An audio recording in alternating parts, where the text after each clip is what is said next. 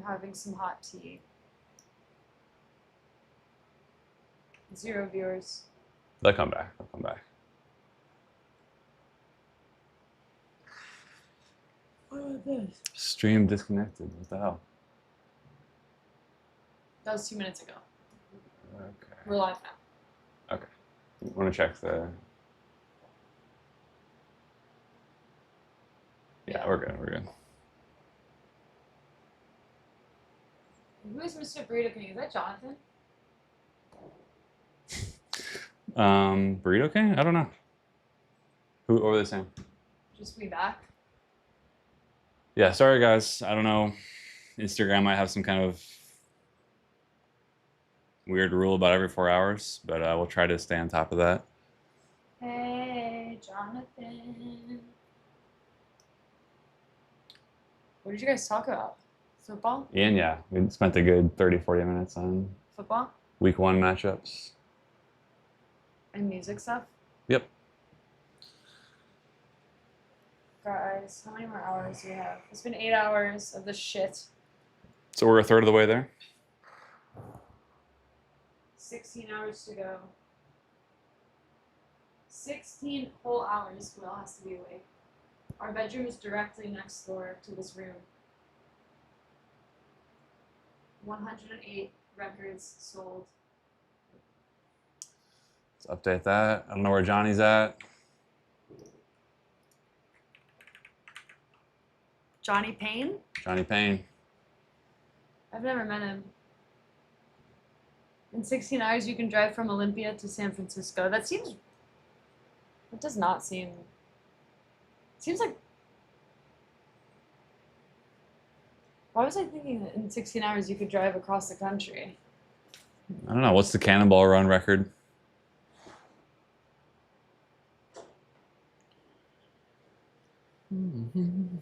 Will is so excited. So is Joe.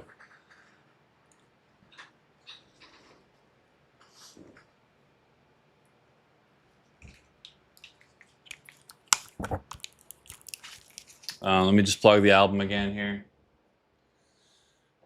Love if you guys are picking up what we're putting down. We're trying to get through 500 records in 24 hours. HotlineTNT.bandcamp.com. I got to tally up the Big Cartel sales as well. That might count for something. But we're sitting at what, 108 right now. So we got some work to do. I still think we can do it. Still waiting for Johnny Payne.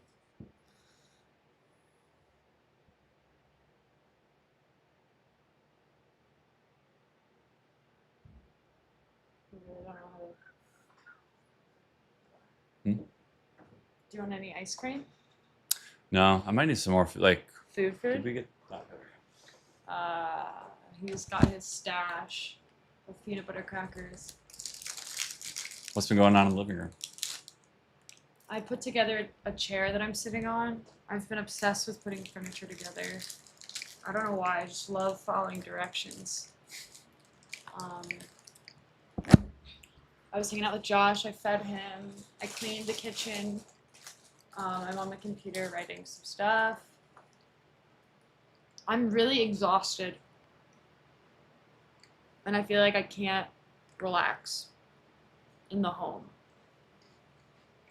Because men are coming in and out, More on the way. which is kind of my dream. But a little too tired for that shite. There we go. Well, hey, let me, can you guys hear me? Yeah. What about the name? Hey, Will. What's going on? Just for the record, I was ready to come right on, and you told me you were walking your dog and to give you 10 minutes. So, True. and then, so I'm just usually a very punctual person, and you're off the hook. Well, Oh. So Johnny, where are you calling I had from like right a now? little setup here. Anyway, I'm calling you from the Topanga Canyon in California. Very famous musical neighborhood. I'm right across the street actually from the Buffalo Springfield house where the Crosby, Stills, Nash first album cover was shot on the couch. No way. So a lot of good energy out here right now. A lot of positive analog kind of anti-Spotify energy around here. Yeah, I mean, you want to get right into it? Like, what are your thoughts on this? I mean, you saw the announcement, the PR blast went out. I We did. I Yeah. did. I was extremely obviously supportive and excited to witness your bravery in doing it because it's something that I know for a fact all of us want to do and have considered doing. But it's a risky thing to do in the face of the difficulties of getting people to listen to your music anyway in this world and pay for it and whatever. And, I applaud anyone who does it, and you're inspiring the rest of us to think a little harder about it. That's for sure. Yeah, I hope this stream itself is maybe turned some people's heads a little bit, if not. How's it going? How's it going? How many records sold? How many dollars dialed in are we talking about here so far? We're through 108 records, trying to get to 500. Wow. I know it's So- still early, right? Only Still 5 early. hours in. I mean, Pacific yeah. time We too. have It's 16 super hours early. left. Yeah. Also, Yeah. hello, I haven't met you yet. Sorry. I actually was just going to say, I've been wanting to meet you for some time. I know, I heard a lot about you. It's probably because of me that you guys are together. You know that, right? Will did say that you played a huge role in our coming together, and I had no idea that you even existed. Let's give some lore here, Johnny. Why are you such a important figure in this story? Well, it's actually similar to the telethon. It's funny that we're doing a telethon, because you're doing a telethon because Will and I have spent a lot of time on the phone already over the years. This kind of thing. But basically throughout the years, we were sort of each other's, relationship advice gurus. And if we ever had, once we knew, even when we were living in the same city in Vancouver, if we had a situation happening with a new flame or somebody we liked, we would always kind of turn to each other for advice.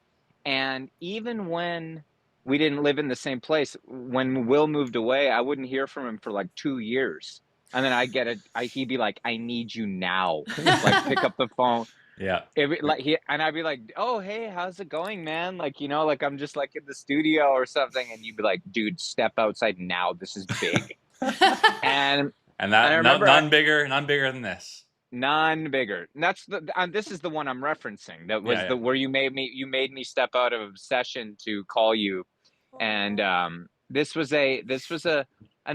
was, it was quite, there was a lot of ins and outs, a lot of ups and downs, a lot of different things that I needed to kind of work out. You were trying to get a read. Like, what do you remember? If we'll spend like a couple more minutes before we start tearing down the Swedish company. What did he make you leave the session for? What was the advice? There was a situation, if I recall, the session one was like, he was going down to Austin to play South by Southwest or something, and no, that wasn't it. Well, I remember, I'll just say the one thing I do remember, the most important one was a Valentine's Day date debacle.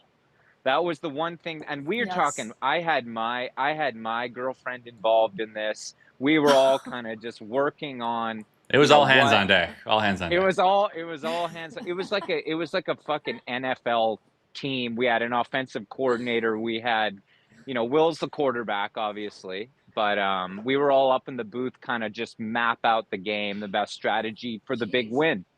And you pushed me all the way back here. Sorry. Well, she was off camera. I'm trying to get you back on. She's on camera, I think. I do remember that. I remember the exact text messages that were exchanged. They were all written by Johnny Payne. Yeah, and every text.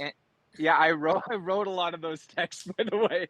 And I just want to say that I'm really excited for your wedding, whenever that happens, hoping it happens soon. And I think even though Will and I haven't stayed that close in proximity over the years, that I would think something like this will get me an invite, is what I'm hoping. If not a speaking role. Yeah. Well, the speech is just so you know, you can't really limit. You could say I don't get a speech, but you can't stop me from getting up on that mic. That's You know right. what I mean? Except by force. Yeah. Well, I told Jill you were going to be on, and she was like, "All right, I gotta get the cans on for this one." How do So you two know Yeah. each other? I don't know how Will knows anyone. this is a great segue. Well, Let's. this is a great segue because it brings us all back to what we're talking about here, which is, to me, what we're talking about here and what you guys are talking about is curation, and what people are fed up with Spotify, and is a lack of curation. And to me, it's like, I'm not trying to come on here and like, like slag Spotify the whole time, but like I've been frustrated with it just as a platform for a long time because I'm not going to lie, I haven't listened to music that much since it's come around, because I go on there and I see the ticking cursor, and I have to choose what to listen to just based on typing something.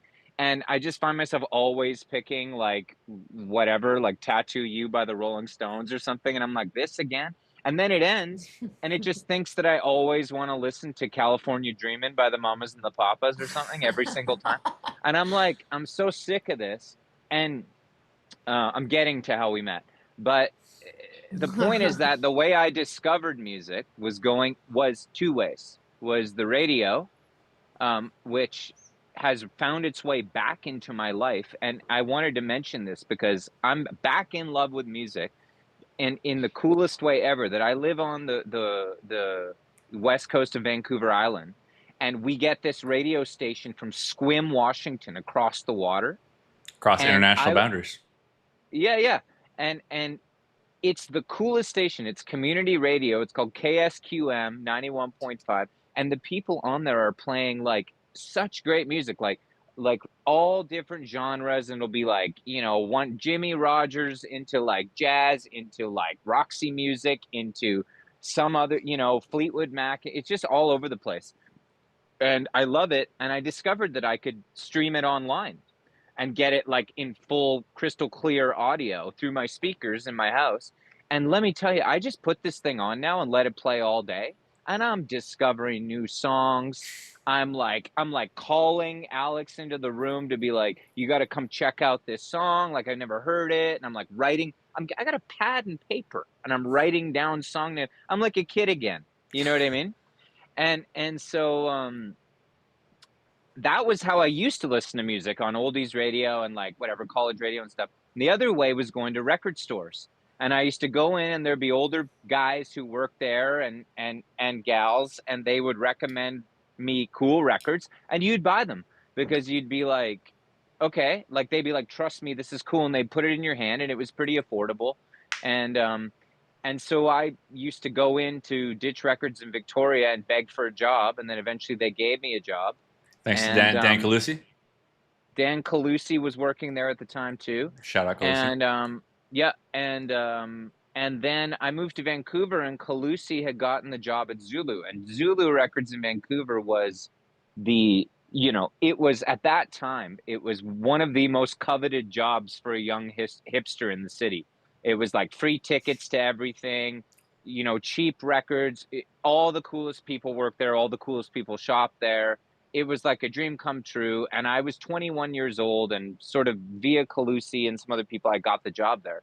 And I was really excited. And a few years later, Will started working there. But I don't want to. I know we don't have time for everything, but I want to make sure you emphasize. I was going to talk about this earlier. Like when you started there, it was still like Clubhouse vibes, Empire Records, IRL. Yeah. Yes. Like exactly. Spiral Staircase. I remember seeing like literally photos from Zulu before I got there. So yeah, and we had in stores, loads of people played there. Like when they were starting out, like the XX and Kurt Vile and Jay Retard. Yeah. And then a lot of legends, Jonathan Richman and Billy Bragg and loads of people. And it was a vibey place. And what ruined all that, Will? You're setting me up for something, but I don't know what exactly. Well, this whole culture of downloading and streaming music. Yeah. I mean, obviously a lot of record stores have adapted and become more savvy, but our faithful owner of Zulu wasn't as he didn't really want to play ball with all that, and I can respect that.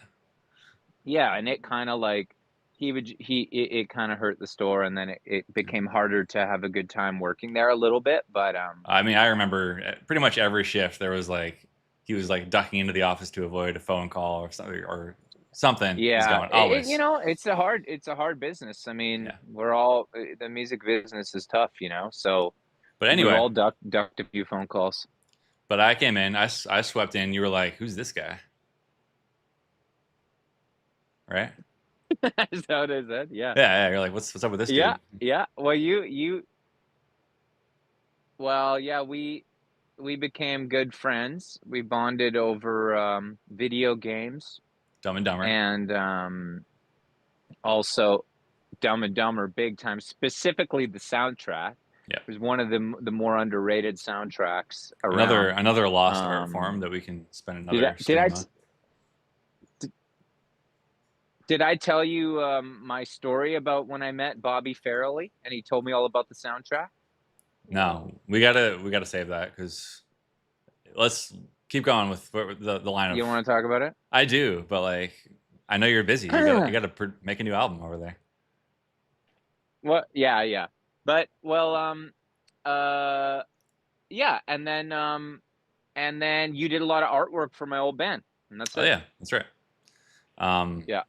Yeah, and we became buddies, and we still talk about music to this day. You know, Johnny's now Of very course. very talented producer, and yeah, I feel like my tastes have kind of gotten a lot closer to yours. Like it started out. We're starting to come together finally, and Took a while. I'm really hoping that I'll get to work with your group sometime because I'm a massive fan. This is the best band you've ever had, and you're making the best records of your life. And for those of you listening, buy a record if you haven't already, because why not? You know, and it's a great record. Thanks, Raspberry Moon, little nod to power pop side of things, the Raspberries. Yeah. You know, yeah. A lot of nods in the title. Nick Drake, you know, whatever. Marquee Moon, maybe? Not so much. Dude, funny. Okay. I remember that's television, right? Yeah. That was the first time I think I've told you this story, but like the first time I heard that record was with you at Zulu Records. And someone put it on, probably Melanie or something, and I was like, what is this new burger band? Like this Burger Records bullshit. I'm so over this. And it was television. I was like, oh, okay. Yeah, it's cool, I guess. Yeah. It's so ahead of its time in that way. You're right. For sure. Yeah. But I was gonna say, sorry, go ahead. No, sorry, I just got a disturbing message. You did? You okay? I was gonna ask you. Oh, breaking news! What's up? No, it's not my news to share. Personal. Oh, sorry. Okay. No, go ahead. Ask what. There's a lag, I think. Keep going. I want to know how's it feeling today? Like, is everybody being nice? Is everybody being supportive? The comments all positive?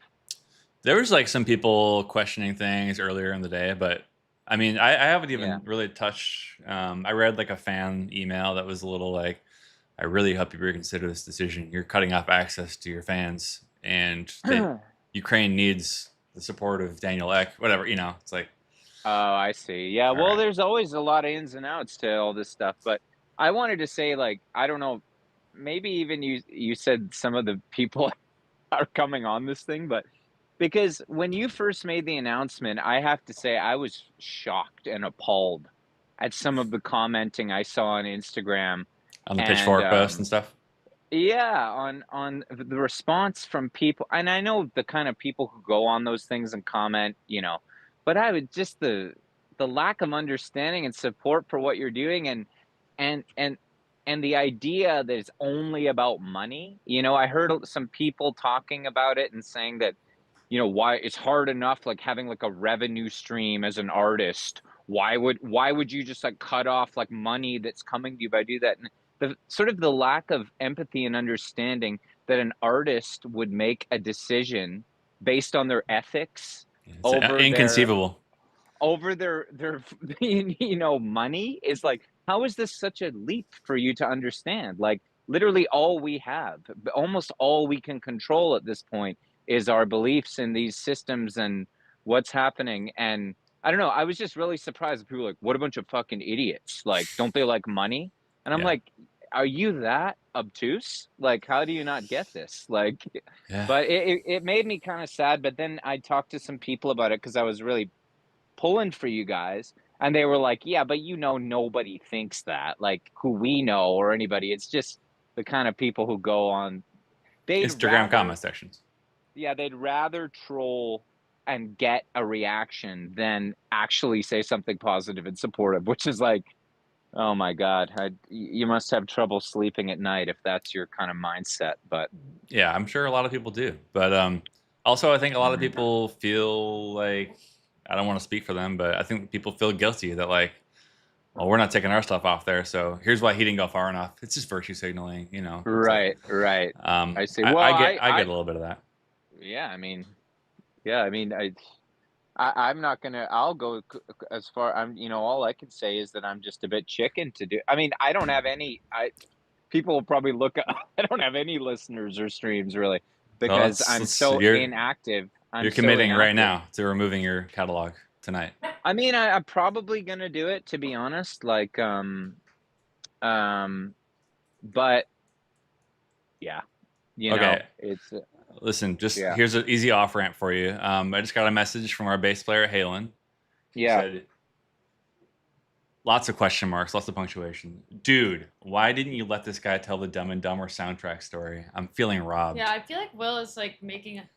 I just want to be respectful of your time because you're. But that's the most interesting. I was thing the that one you who said so wanted far. to tell it. I know, but you're probably just being nice. No. It's a really good story, and I think All right, maybe let's go. fans of yours might enjoy it. But You're no, right. before I tell the story, what I wanted to say was, when I talk about me not having that many monthly listeners or whatever streams and shit, because I've never really tried too hard to get them. That's the part I hate most about Spotify, besides the like recent military drone stuff that I don't like. But what I don't like is how they pit us against each other. I don't like the fact that you could hear a band now if you're a struggling or up and coming working artist, and then look at their streams or their monthly listeners and right away have a negative thought like, oh, like it's that to me is one of their the highest crimes. And that's what I like about some of the other streaming platforms, that they don't quantify art. Yeah, I and really don't like that. we talked about that with Gougeway, another band that was on here a couple hours ago. Like I said, yeah, it's like it might not, for me, not even be in the top 5 of like evil things they do, but it's in the top 10. It's like I don't need to see like compare myself to or measure my success or like worth to other bands in that way.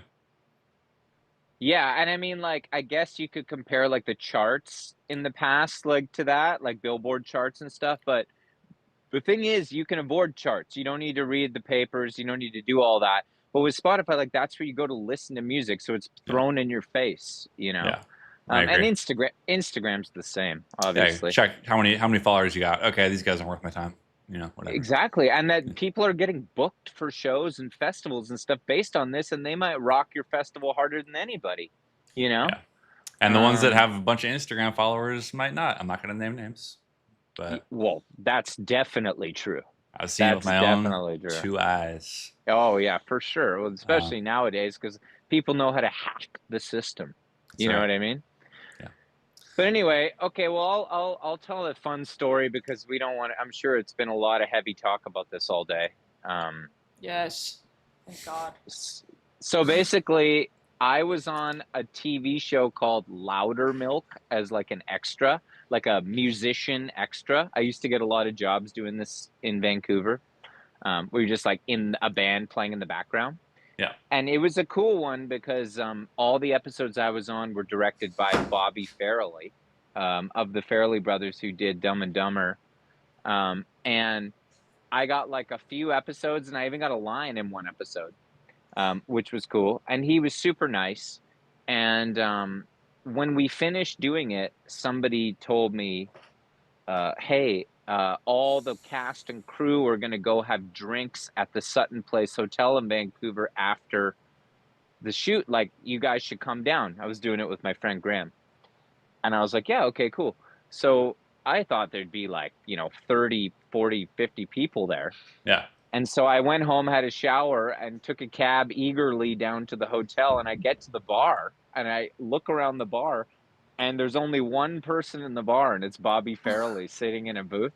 And so I'm like, I was kind of like, well, what? I should just go. And then I was like, what do you mean go? You were just on this guy's show. So I went up to the bar. I ordered myself an old fashioned or something, as you do, Yeah, of course. In And my I case, it walked would up be to Shirley Temple, but yeah. Mountain Dew, maybe you'd have, yeah. Yeah.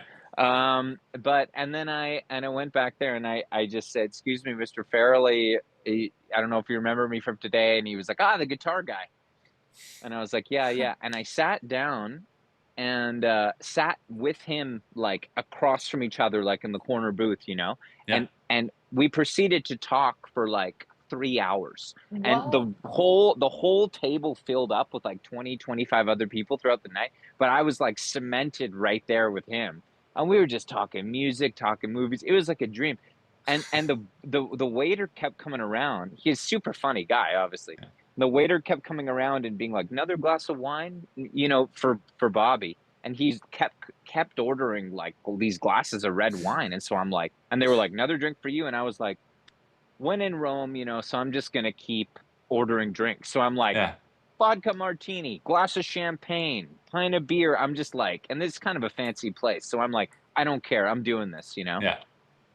And then we started talking about Dumb and Dumber, and I asked him about the soundtrack, and he said, "Well, that's cool you said that. He's like, the reason all the songs are like unknown is because they were all local bands, like from around the Boston, Rhode Island, Providence area." Yeah. And he was like, and we didn't have any money. So he's like, aside from that Nick Cave song that we spent money on that, he's like, everything else was just like, we asked the bands if we could put their songs in the movies, which is also, again, like, it all ties into this, Yeah. And I'm like, that's so cool. And then we started acting out scenes No from the way. movie together. Are Yeah. you serious? Shut up. We were, because I was getting kind of drunk, and I'm like, I was doing, and then I was like, the part I love, I was like, when Jim Carrey, Yeah. when he says, "Hey, just get the bare essentials. This is the last of our dough." Yeah. And I was like, and then Jim Carrey says, and me and Bobby at the same time went like, "Hey, who do I look like?" We like did it together. No way. And I was like, yeah, at the exact same time, and then like cackled laughing. That's amazing. And he was like that. And then, so the best part is then after 3 hours of hanging out talking, he got up. He's like, "Well, I'm going to go back to my hotel room, nice hanging with you." And he leaves. And right away I realize, I'm like, oh my God, I'm going to have like a $500 bar tab here. Because I've just been feeling myself. And I'm like, what an idiot. And I'm like, you idiot, blah, blah, blah, blah. So I go up to the bar, slumped over, and I'm like, "Could I get my bill, please?" And the bartender says, "Mr. Fairley took care of everything for you." Wow. And I was like, Awesome. And you were like, class act, well, class if that's Mr. Fairley over Yeah. here. Yeah. And that's I grabbed the beef jerky, put some Yeah, of these yeah, on yeah. it too. Of Yeah. course. That's an amazing Anyway, story, man. Yeah, it was a good story. That's such a great story. I can't believe he was down to like do the Clown. bits with you. That's Oh, dude, it was epic, that's man. I mean, I It got to was imagine anytime, because there's a lot of us who would Yeah. want to do that. I'm sure some of them Yeah. are way more bold than you sober who would try to do it. Yeah, for sure. Sounds I like would've he's a done good it sport. sober too. Oh, for Mhm. sure. But like, yeah, that's awesome. Yeah. Great soundtrack too. I mean, I will say the Crash Test Dummies are not a Boston area band No, they're Canadian, but I'd imagine that one was pretty cheap at the time. Yeah. Halen just chimed in and said, "Incredible story. Imagine if he hadn't told it." So, yeah, sorry, Halen. I'm looking forward to tell Halen I'm looking forward to meeting him in Vancouver. I'm just later going to tell this you right month. now, Halen, this What did he guy, say? Johnny, he's gunning to produce our next record. He really wants to. Sorry if I'm blowing up your spot, but like, Well, I told him, we've this talked- guy's good. We've This guy's good. we've talked about it, and I've been listening. We've been already passing around a lot of tunes that we want to inspire the next one, and I'm fired up. So I'm ready to do a very good job on it, and I'm basically coming over to Vancouver to prove it to you and all the rest of the guys. Whatever it takes, All right, I'll do. I You love know. it. I love the energy. I'm actually, let me say, I don't know how much time you have, but Halen's just wanted me to text, and he texted me and wanted me to tell him I was in Dumb and Dumber 2, which he was. Wow. Dumb How? and He was Dumber. no, Dumb and Dumber 2, Tio. T.O. Oh, right. Oh, There's it said in the movie poster. It said. no, I thought there was a. Dumb and Dumber is the prequel, isn't it? We're Oh, showing right. our Oh asses my here. We're both God. showing our asses. I totally forgot. Yeah, there was a with different actors. Yeah. Right. Which is terrible. Yeah. And then Dumb and He Dumber was 2. in the second one. Yeah. We saw it together.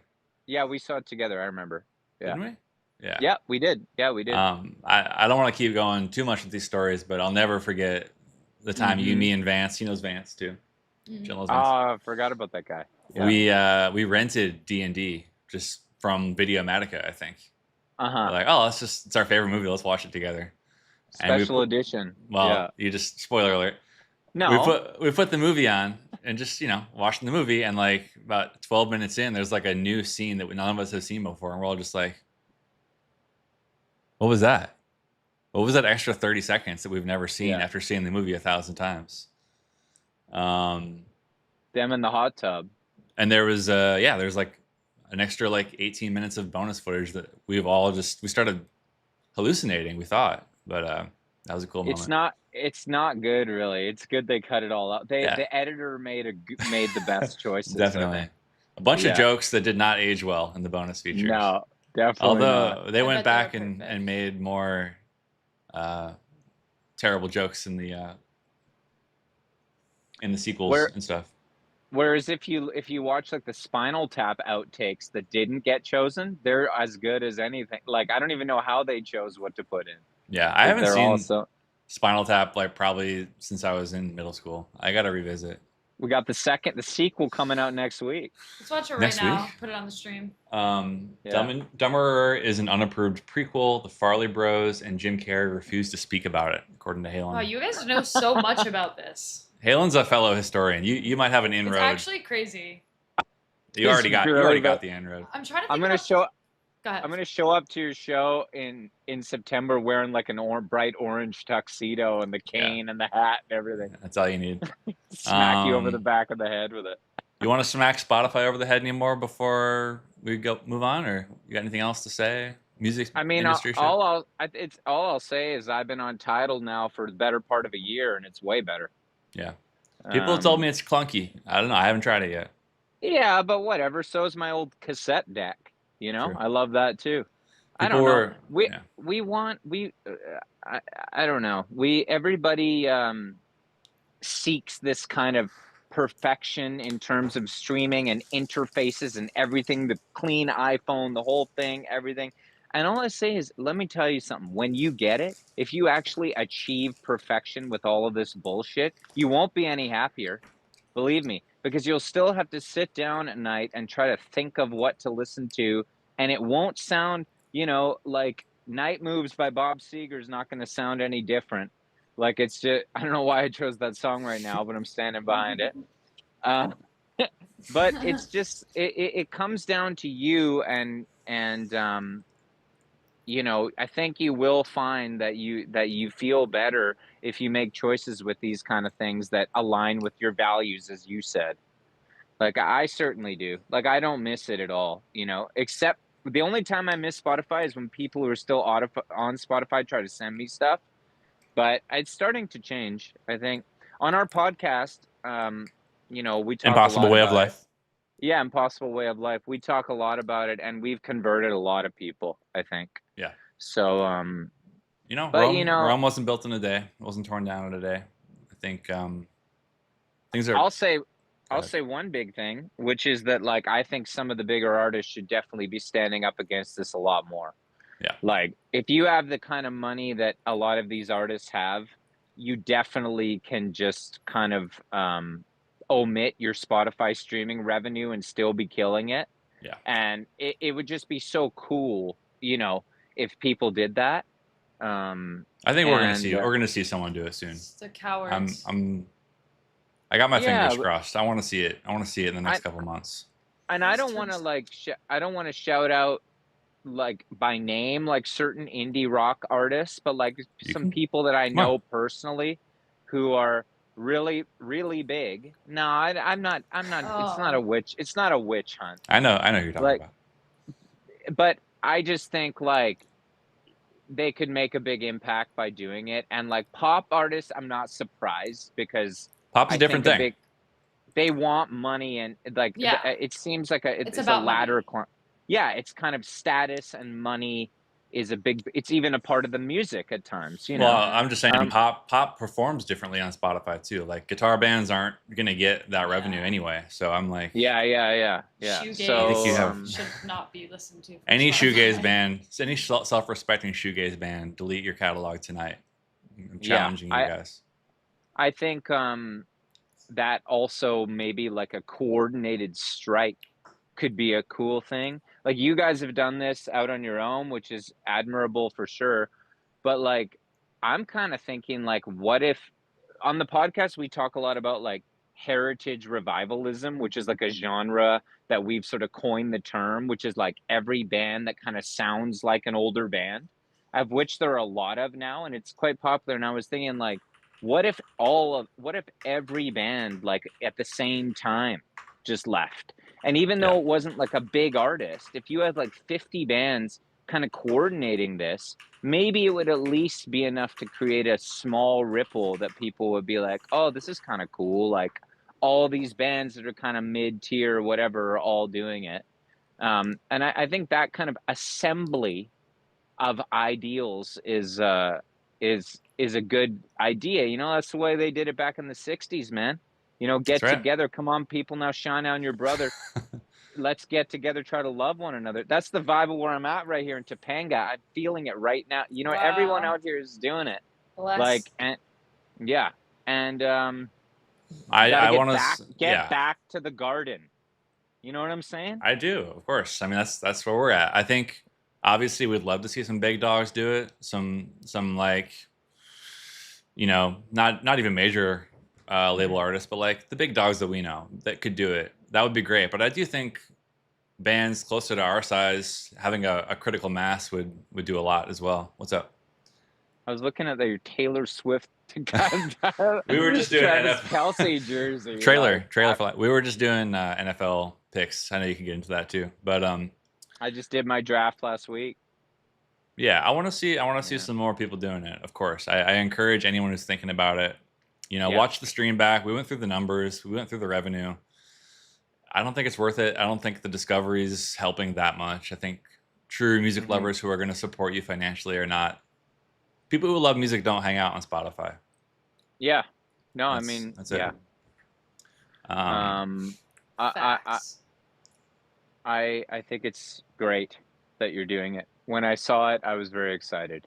I'm proud of you, Will. Known you a long time. Proud of you, buddy. Appreciate you, man. And so good to meet you, Jill. I'm looking forward to the wedding. I'm gonna start working on my speech right now. I haven't proposed yet, guys. But maybe I'll come out to New York. Yeah. And visit you guys. Please. We got a 3-bedroom now. We got a guest room, so right on. We'll get it all set up for you. All right. Well, I'd love to stay and chat, but I think I should probably get back to work. I'm mixing my new album in there, so. All right, man. Yeah. Can't wait to hear it. And we'll see you in Vancouver. Talk to the guys. Talk about Dumb and Dumber. You know. Oh yeah, we're gonna do it. Yeah. Cool. All right. Okay. Bye. All right. Love you guys. Love you. Thanks a lot. Yeah. Bye. Can we talk about girl stuff now? All right. What do you want to talk about? Actually, so crazy how guys can just talk about Dumb and Dumber. I mean, it's definitely interesting. But I was trying to think about stuff that. Let's talk about makeup. Yeah. Any girls in here that want to talk with Jill? Kidding. I don't. I'm happy to. I'm joking. I don't really know. Okay. But it's just. Blob Monster. Know everything. 865 just followed. Thanks for tuning in and following. Where are you watching from? Welcome back. Almost at hour 9 here. Yeah. How are you feeling, Will? Feeling all right. It's gonna be a long night. I'm so tired. I just had some tea, some green tea. Someone just asked what the name of this project is. Yeah, I actually was gonna ask. Johnny Payne. This is his under his name, as far as I know. Let me see if he's on Bandcamp. I can pull it up real quick. Also, I don't know how to see how many albums. Yeah, we're gonna have to do some math because I think it cut off at a Why certain does it stop? Oh. New Day. Is that a New Day? For Bandcamp, it is. I think we were at 103 when we stopped. Or check yesterday. Yeah. What was yesterday's? Click on that dot at the top. This? Yep.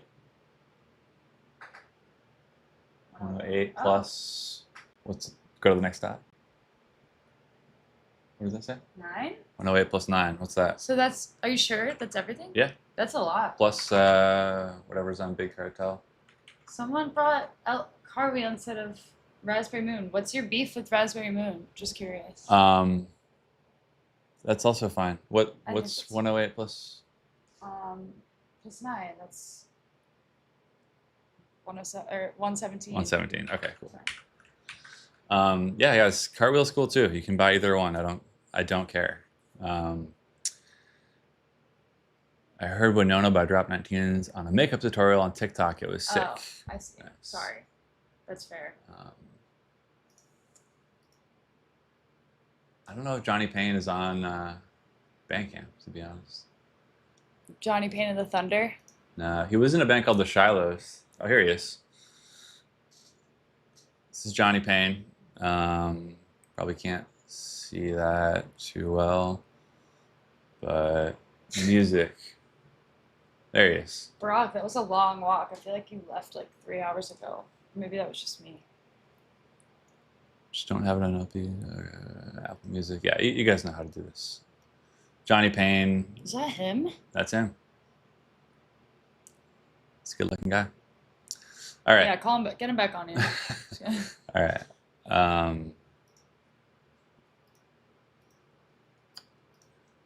Okay, what else? I liked when you cracked the Celsius into the mic at the Boston show. Yep, that's one of my trademarks. Obsessed with old school IRC Do you want to get up and move a little bit? I just went on a walk with Josh. Shake around a little bit. Like move your. I was doing that. You didn't see me. Move your arms. We're trying to sell 500 copies of the album. We made some good progress. I feel like we're at a bit of a plateau. I want to get up to 200. Have you all performed at Lollapalooza? No, we haven't. Do you want to put your toad hat on? No, we're good. Okay. Thank you, though. We can take these off, I guess. Once the next guest comes on, I'm going to take a break and lay down. Tracy Nelson is here. Rusty's here. Louder Milk kicks ass. What's Louder Milk? I know that name. But I miss y'all when you came to Chicago. Love your music, though. We're going to be in Chicago in like 10 days. We have 2 shows at Subterranean.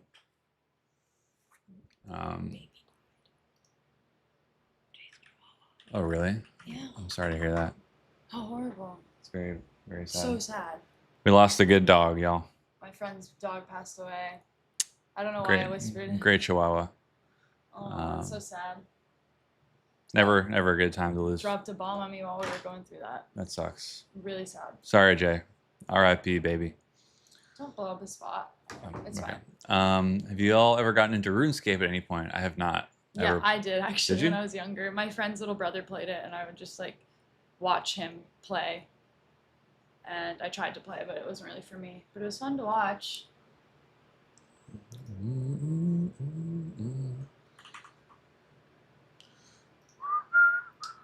What TV show should I watch right now? Once I get off of this in a couple of minutes.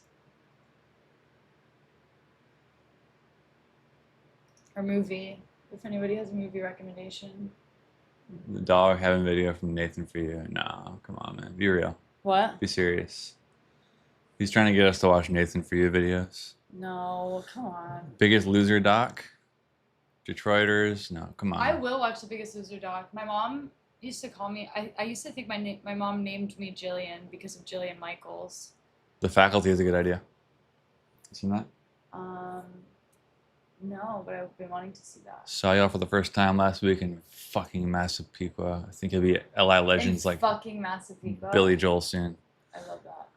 You got some Billy Joel history too. Oh God, I'm from Allentown, PA, and he sings that song about my city. What else is going on? Um, who do we have up on deck? What's that? It's fine. I think the TV just automatically starts to play after a little Okay. bit. What else? Do we have? Oh, this.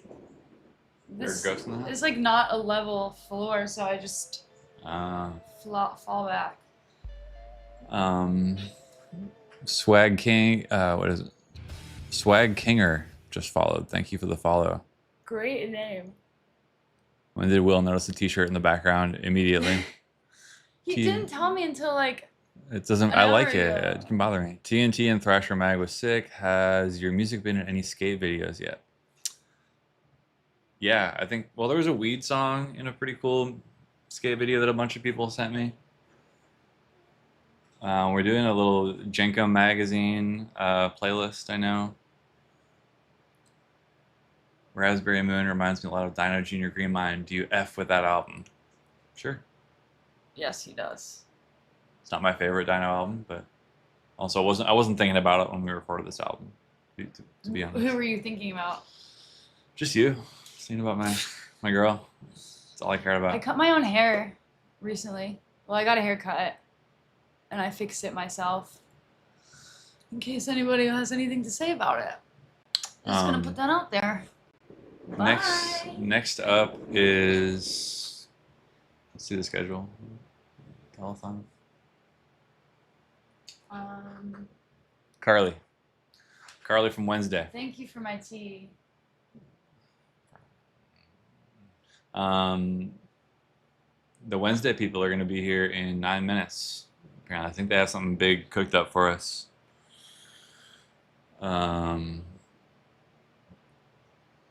Yeah, like I said, I really want to post some highlights, but what's the point? You guys are here. Do you F with Silver Juice? FW Silver Juice? Yeah. I do. I love Silver Juice. I like Silver Juice. Boys Weekend, what's up? Pauline, what's going on?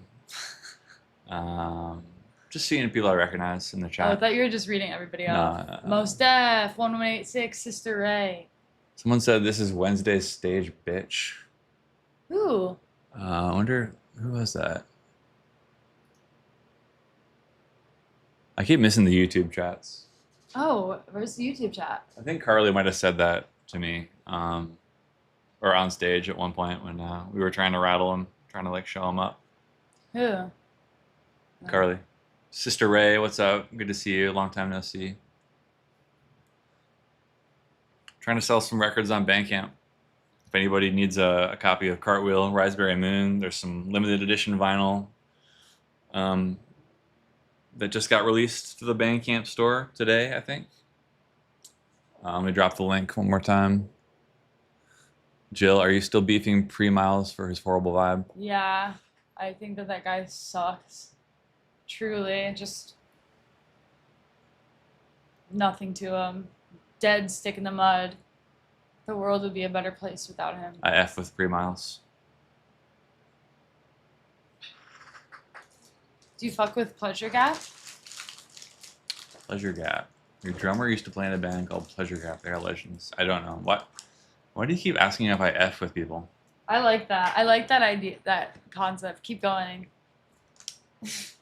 Just plainly asking that. What's one thing you guys like about each other? That's a great question, Brock. You go first. Her hair. No, come on. To be honest, Jill makes me laugh every day. Like pretty much sun up to sundown. Got me cracking up. She's blushing now, but No, I'm not. that's kind of like my number one.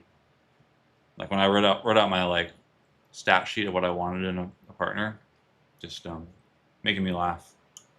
He's a chuckle fucker. Yeah, go follow Jill on Instagram. I love that Will is also hilarious. I think people don't know that about him. He is so funny. He goes out of his way to do crazy. He pulls his pants down. They don't want to hear about this. Well, he asked. He shows me his sack.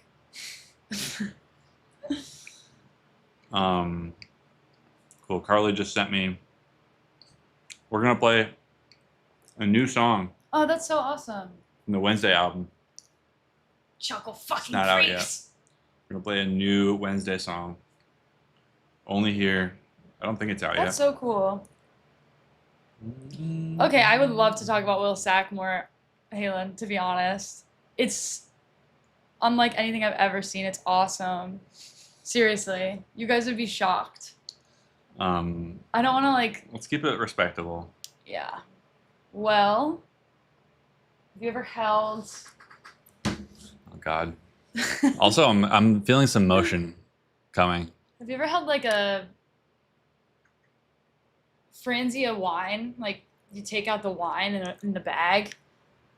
That is kind of similar to the vibe of his sack. Anyway.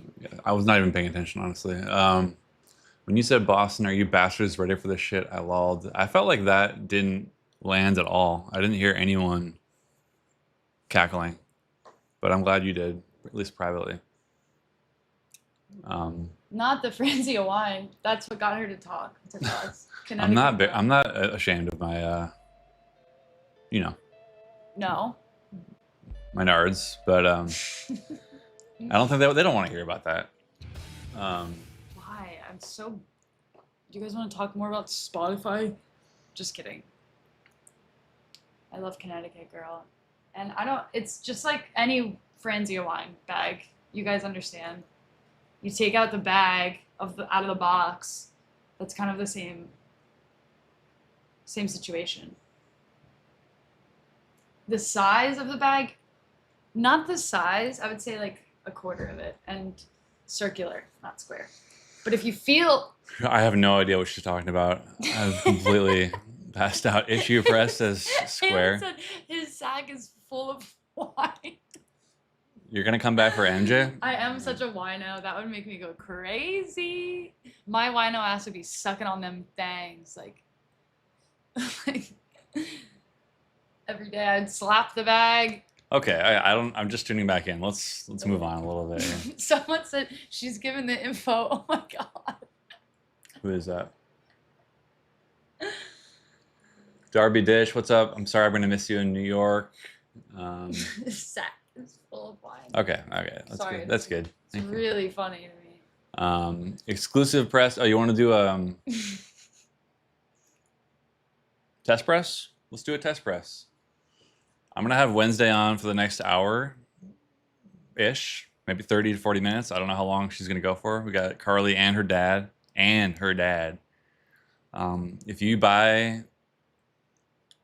something from Bandcamp for the next hour, I will, and you forward me your receipt,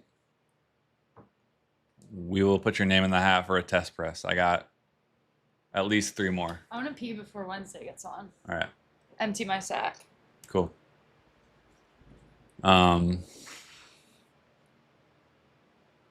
Yeah, let me see if I can program that real quick.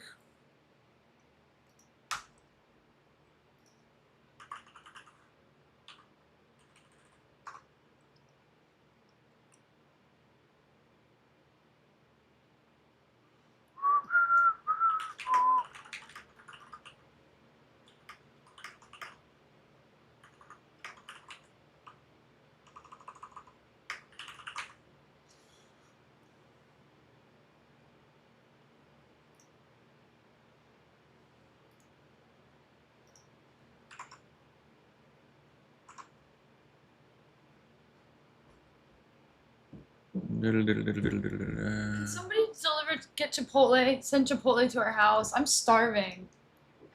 Or something. DM me if you want our address. And send us some damn food. I'm tired of eating the little like pretzels that Will has. The man can just snack all day and not eat a meal. Please DM me and send me some tacos or something. Yeah. Email forward your receipt from Bandcamp. If you bought it 20 minutes ago, it doesn't count. We're trying to push it for the next hour and spike some traffic. So forward your receipts. Hold on.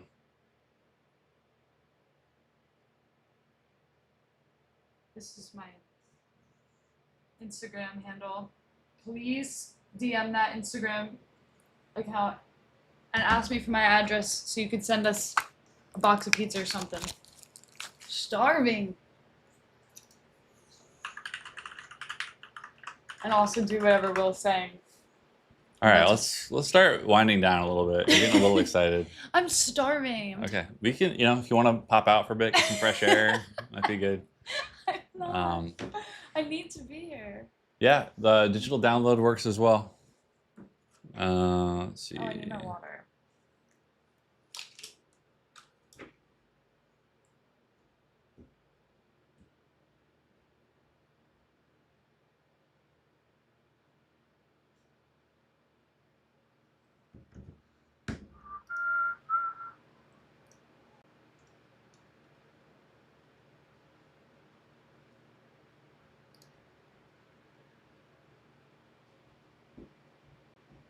Was that wrong? Track.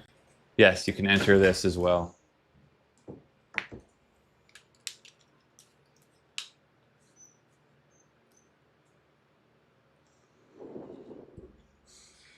Oh, here we go. There they are. What's going on? Hello. Can you hear me good? I can hear you good. Right now I can see Carly. I can't, George is a little bit, if you can shift a little bit closer to behind Carly or something, or there we go. There's George. There's George. Well, it's I'll be gone in a while. yeah, it's not a second. That's right. Okay. Trade off when it's time. Let me change your name really quick. A lot of moving pieces here. Yeah, I would imagine, especially 9 hours in. How are you even operating all the pieces? I don't even know, dude. Where are you at right now? We're at Folly Beach in South Carolina. Vacation. I love Yeah. it. Nana's here. She wanted to go to the beach for the last time. She Is that said. by Charleston? Yeah, it's like I was 30 actually. minutes. That's where I was last year for my friend had a bachelorette thing there. Saw some Annies. My mom said we saw 50 women, 15 women dressed up in orange curly haired orphan Annie wigs Oh, that's really funny. for a Yeah, let's- bachelorette party or something. We didn't do anything like that, but that sounds fun. There's a bar across the street. I heard y'all talking about the game last night. There is a Philadelphia Eagles bar Whoa. across the street from us here in South Carolina, and we went last night, and everyone was in Philly jerseys, and it was really Yes. we were nowhere near there. But South Carolina doesn't have its own football team, so it was Nice that. they, I guess, latch on to other ones. Yeah. I So love you do your what you shirt, gotta do. too. I see I can see why you weren't going to let it slide a while ago when I said Carly Rae. You're wearing the jersey right now. You got the Dude, online I jersey. was wearing this before y'all mentioned that, before that came up, and I was like, that's how I got it freaking tatted on my back. Okay, I it's saw a real. man in my neighborhood in Greensboro the other day with an unwound t-shirt on walking his dog. And I had stopped him and I was like, listen, look at my back. Yeah. Whoa. We got Swag King R in the chat says South Carolina represent. So Okay. Instagram Only chat. sometimes. I'm usually in North Carolina. yeah. Swag, just so you know. Crack Daddy 69 says the unwound shirt was a choice. We all know how Will feels about unwound. It was fine with unwound. I Will like unwound. Will talking to me after that set and being like, wow. I was impressed. Yeah, because they're I was impressed. good. They're cool. All right, but yeah, what's thanks for being on the stream. I know you have a few thoughts to share with us. Yeah, I have a PowerPoint, but I don't know how to do that. What should I do? I heard your mom say share screen. You share screen. Hi, Mom. No, stay there. Get on camera, please. She's teaching you. She knows. That's I love exciting. that. Who's that? Whoa, you got a full My sister's family. boyfriend. Oh my Got god. Nana over there I love that. on the couch. Nana? Nana. What are you watching? Anything? She's watching tennis. Ooh, US the Open. Yeah. Yeah. Okay, sorry, I'll stop doing that now. No, you're good. Um, Cool. Let's you're gonna be able to see all my tabs. I don't that's know why- always a risk. I've been doing that all night. I'm like, people are seeing Yeah, make sure a to get lot rid of peeks it. behind the curtain. Yeah, let me see what I got. I have nothing that I have I'll explain it when I share my screen. Let's All right. see. I have no idea what you're about to show us, and I can't wait. Gay porn. Okay. How do you? Mom, Okay. can you show her? The green share Yeah, screen. for the love of arrow. God. You go Do you back know how to to share screen on Zoom? Yeah. It literally. Girl. Okay. All right, here we go. Sent the request. And then you can share like just PowerPoint if you want. Oh. Okay. So can you see my screen right now? Not yet. Oh yeah, Okay. Jeez, I feel like an idiot. you're good. Okay. You're just on mountain time right now. I'm on beach time, baby. Beach time. Beach time. I couldn't have a full thought. I was looking at the ocean and I was like, I don't think I had to come up here to make this PowerPoint. Yeah. To the apartment. Traffic is spiking, by the way. We're up to 70 viewers. I think that's the highest of the night. Yeah, this is the prime time, I think. I wonder why. They want the Carly and Tim Heidecker and George link up. And little puppy. Yeah. Oh, Josh. Yeah. Does he do the thing where he like, because I know he was humping your leg earlier, Jill. Yeah. What you do the thing where he cobs, like where he like bites like this, like really soft bites? No, he doesn't actually. No. He just kind of humps and his little red rocket comes out every now and then. That's disturbing. It's so disturbing. Wait, Parkeezy, are you saying that the stream is choppy or something? Someone said DJ Khaled meme unleash more servers. I don't know if that means, or maybe it's just the spike in traffic. I don't know. Oh. What Is are you it? talking Is my screen still not shared? Not quite yet. How the hell does this work? Go. about? Is it on my end?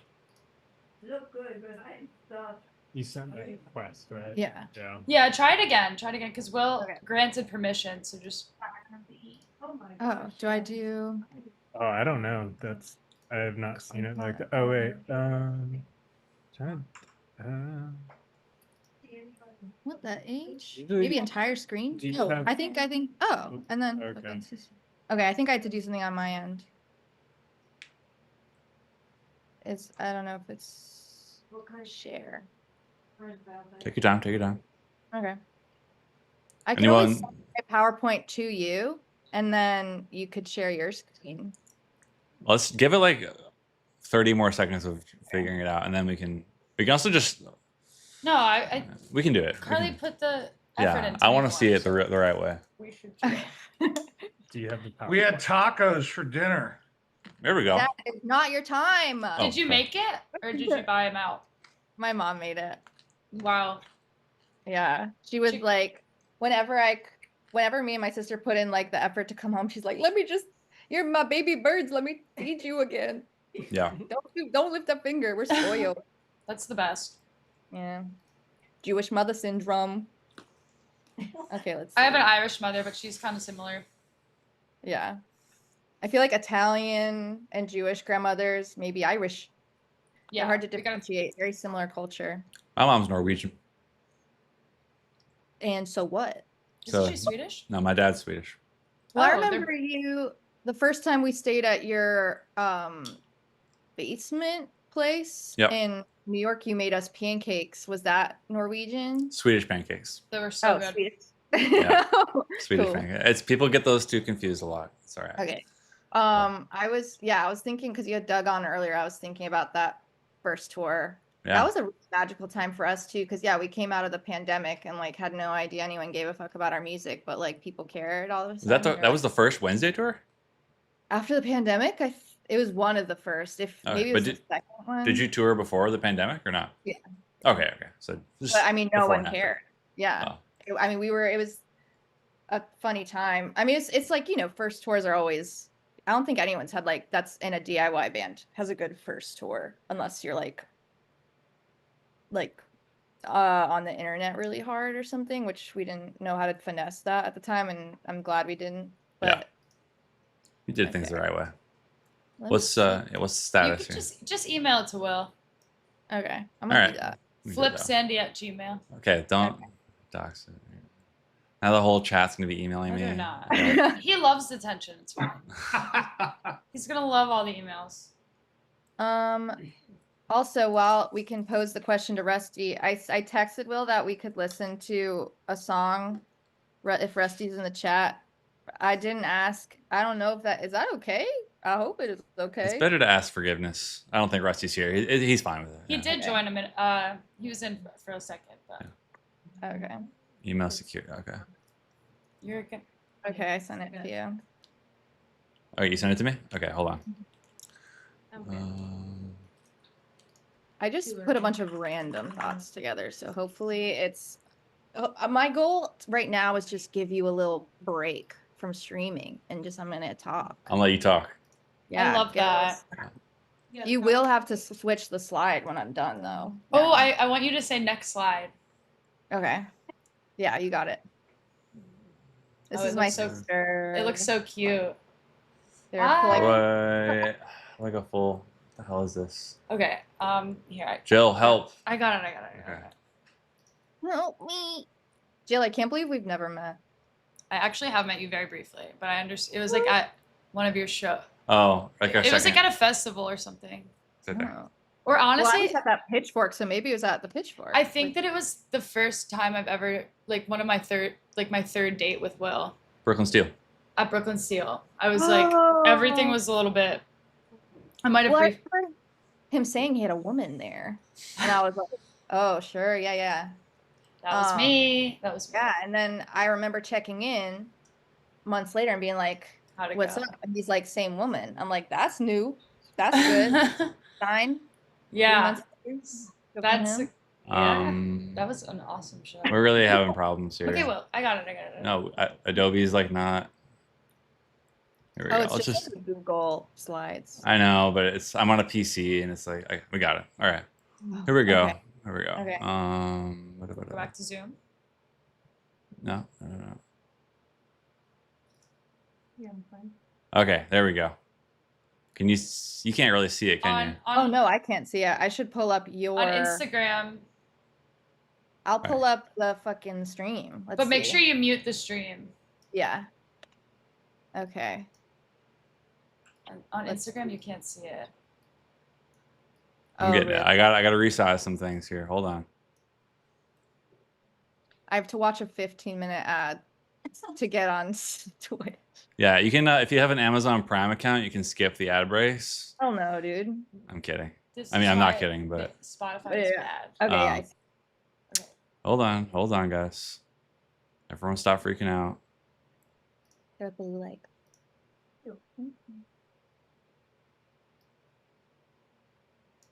White text on a white screen. Let's see. Okay. We're getting Move it there. over. I know. Okay, I actually love that. Is it working? Yeah, can you maybe Yeah, up a I little? can see it. Okay, Oh, where? Yeah. Okay. All right. you know if you want I'm not on Instagram though, so. What do you I want don't me to? What do you want me to take off? No, just make sure I'm in it. Okay. know. All right, I got Rusty's approval to let a song rip. Also, All later right. we'll do Cool. that Cool. then. Also, no one freaking record it. Yeah, we probably shouldn't have teased it at all because now they're gonna be like, whatever. Hacking into the album. Okay, and before you start, I'm gonna take this thing out of the way. If you buy a record from our Bandcamp in the next 45 minutes, you'll be eligible for a test press of Raspberry Moon. So, all right. Chat, behave yourselves, and Carly, let's go. Yeah. So I made this PowerPoint to say I don't know, I don't get like an opportunity to just like talk on because I don't like live talk on any social media platform. So this is just some thoughts I've been having about streaming and yada yada and engaging with the music space. Oh god. Okay, there we go. It's back. I think there's a bit of a delay with. Okay, here we go. Yeah, it'll be a little buggy, but that's part of the fun, you know. No, We're not I'm loving perfect. It's all right. Okay, Ready? so Next. that's well, that's me. First of all, She hasn't said next slide yet. Oh yeah, that's me in the middle. Oh, yes. Yeah, obviously, and me also on the right with the Yeah. blonde hair. Next slide.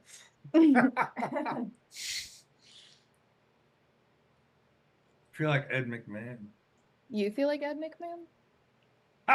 Oh, just see. I don't know who that is. Oh, there we go. Oh my God. Hate myself. It's okay. We were talking about Schoolhouse Rock earlier on here. There's some other shit like that. Okay. So here's the obvious thing to get out of the way. If you don't know how to get off of Spotify onto another streaming app, you use this thing called Song Shift. I recently did it like 2 weeks ago, and I tried to do it years ago, and they wouldn't let me switch over my liked songs, which I had like thousands of them, but they fixed that. So I tried it again, and they let you switch literally everything over. There's and the interface on every streaming service is honestly not as easy to use. And it's sucks because it reaffirms the reason why people do use Spotify. It's very easy, like user friendly, but I mean, it's so funny. Not to jump in here. Sorry. yeah, go ahead. No, do it anytime. People have been like, there's been so many like differences of opinion on that. I think I don't know if it's like whatever you've been using the longest, but like I've always been Apple, so I'm like, I don't get Spotify, like how the interface, and then people say the exact opposite. So, but it's mostly just the search function. Like if you don't type in the name of the band right in Apple Music, it won't come up, which I think for stupid people, that's like me. That's really useful to be able to type something wrong and that it'll still come up. You're right. Yeah. But I mean, Apple Music has been good so far for me. YouTube Music seems cool because you can like get YouTube video music or whatever. Yeah. Anyway, yeah, and you've said it before, but in case there's anyone on the stream new in the couple last 20 minutes or so since I've been on here, all of the streaming services are bad. None of them pay well, but Spotify CEO is investing in AI like weapon, like literally like Ender's Game shit. Like it's like the representative who was on here earlier from the Union of Musician and Allied Workers said he's like literally a cartoon villain. It's giving your money to a cartoon villain, and they're all bad though. It's just like Spotify is kind of the one you can really decidedly be like, yeah, let's make a move off of there. I think as a listener, that's something like really easy to do also. Step one. Yeah, step one. That's the obvious one. Okay, let's do next slide. I don't remember what I put on here. All right. Well, this is good. I love this. This is awesome. Oh, good. We're like probably seeing it a few seconds before you, so Okay. We'll react first. Okay, this is some stuff you can do to get involved. I feel like there was a few years during COVID where like the DIY mindset, like elders, you've been saying like DIY elders, hardcore music elders, Scene whatever. elders, yeah. Here's an example. Like I went to a school where our football team was like the shittiest team in the league, but we cheered like crazy. And now my high school team is the best in the state, but because the seniors couldn't teach the freshmen during COVID how to cheer, there's like a silent student section during this, like the most winningest team in the history of my school. And I think the DIY music scene has experienced something similar. Like there was a lack of a cultural foundation being laid for a few years of maybe like people coming up in DIY that I got all through high school from like being able to like be around people and go to shows. So yeah, if you're in a town anywhere, there's probably a DIY venue in your city that you can find. And if there isn't one, think about starting one. And like anytime you hear about a band needing a place to play, put them up there. It could be a basement. Yeah, make it happen. If you find it, just even the little bars and stuff that have like local bands playing, like even if it's a terrible show, just like you can find good shit sometimes, especially the touring bands that are coming through, maybe opening for a local band or something. I feel like Um, you can always find the people. There's more than just you, no matter where you are. That's Yeah, pretty much everywhere. pretty much. Yeah, you do have to put a little bit of work in, of course. Yeah. But that's kind of the whole point. And then another option on this slide, I guess I put, if my access into music, I didn't play music until I was a junior in college at all, really. I mean, not in a band at least. And my first access into the world of like that I thought would be totally unapproachable was I did interviews at shows and of bands and like made like a little zine myself. And it kind of and took pictures and it kind of involved me and I made friends before I was playing music. And also local bands will just be stoked that you're doing that because they're not in publications. So just being in like a little DIY fun little thing like that would probably be really cool for them. The zine Yeah. scene is it's a big one for me for sure. Yeah, because that's what was the beginning of that for you technically? Is the association update, is that a later thing? Did you start with something else? I did some other stuff back in Vancouver. Actually, one of them was called Dunk. It was like a newspaper we ran out of my comic store. But this is the first one that's just completely under my.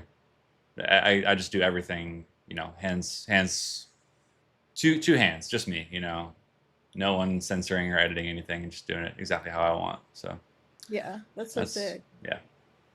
And Anyway. a lot of but if you have a local like bookstore, a lot of times if you're just like, yo, can I put my zine in here?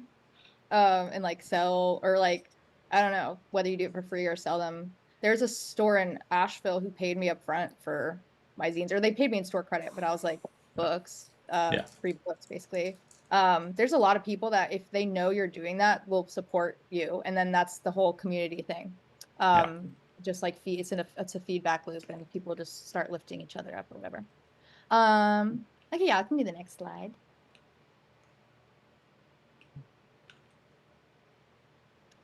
Okay. Oh, a big one for upcoming bands is booking bands if you're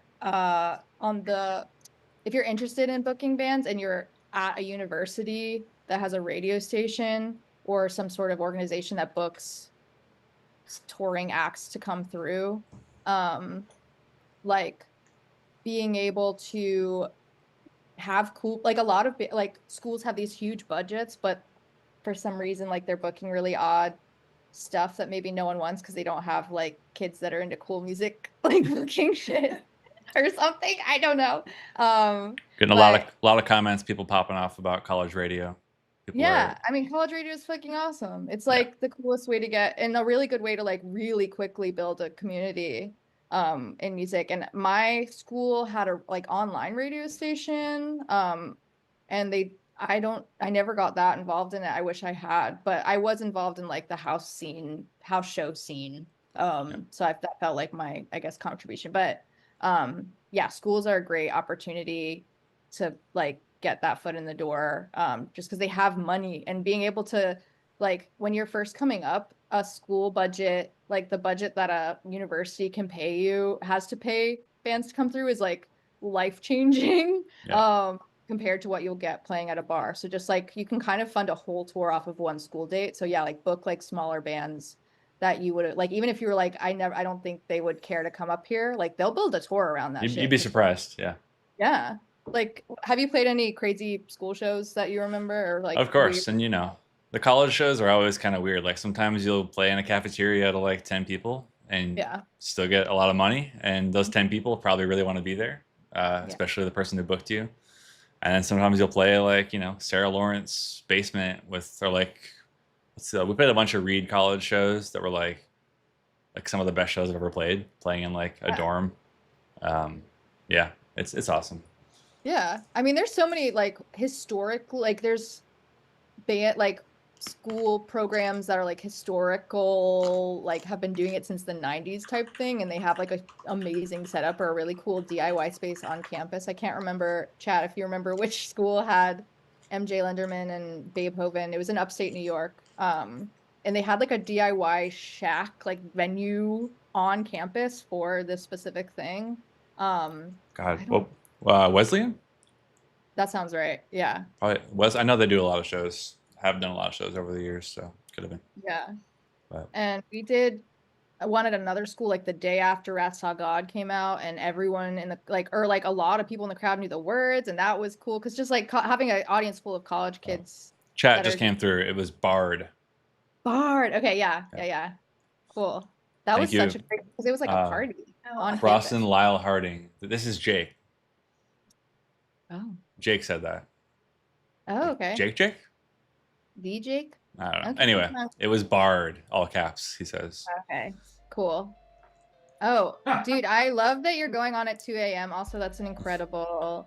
I love that move. And I'm gonna wake up and watch it, and you know that's a big thing for me. Okay. Amazing. Yes. Oh, and then I kind of mentioned this in the last slide, but starting a house show or venue, or book. Oh, I was gonna mention. Okay, so that we did a show, Hotline TNT. They're Getting a Body of Water, and Wednesday did our first show together at a like cider brewery that was not a venue, but there was an organization. I don't know if it's still around. Is 4333 it's still around? They have to be. I mean, Yeah. I think they are. Yeah, it was like I don't even know. I don't know if I ever met anyone. I probably did. Jace Williams. Shout out Jace. Yeah, but that's a great way to do that. Like if you don't want to have shows in your house or camp because of like you're in a city or something, finding spaces where shows could be put, and then like or making that happen, just like opening up that space. Because I think if you're offering to pay the venue for an unused room, and you can get some like really funny, like goofy little shows that are really memorable that way. I think that's another option. That was a memorable show for sure. We talked about it a little bit earlier. Like everyone kind of remembers it. Yeah, and I mean we played there several times. We played there both with Wednesday, and then we played a few months later with MJ Linderman and Flory. And both were epic, and people were so stoked, and it was so it was weird fun. I feel like if you tap into the right kind of weird with that kind of booking, it's incredible. Yeah. Okay. Yuma.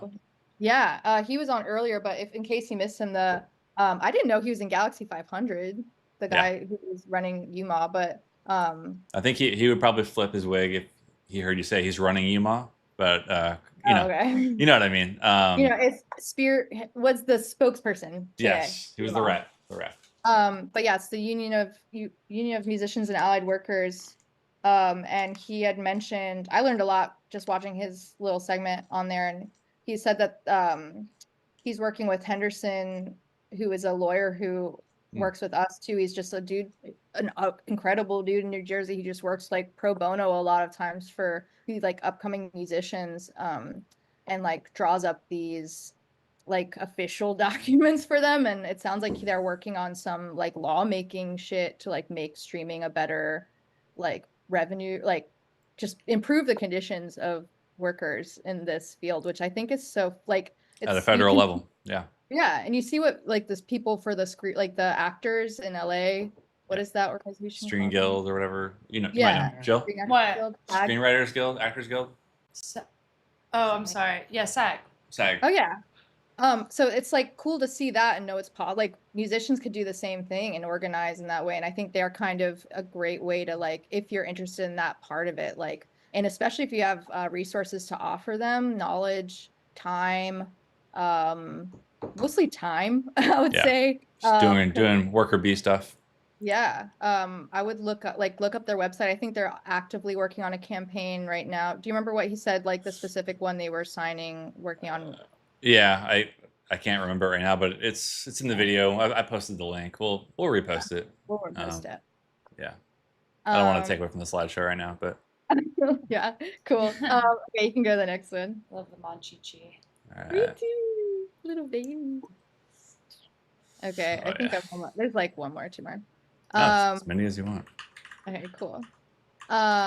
So another, like, just like as a listener looking in, other than streaming, just finding non-algorithmic ways to find new music. Cause I feel like the people that are into Spotify really like it because they're the discovery of the thing, like finding whatever. But the thing is, you're only discovering stuff that's being catered to you by what they think you'll like.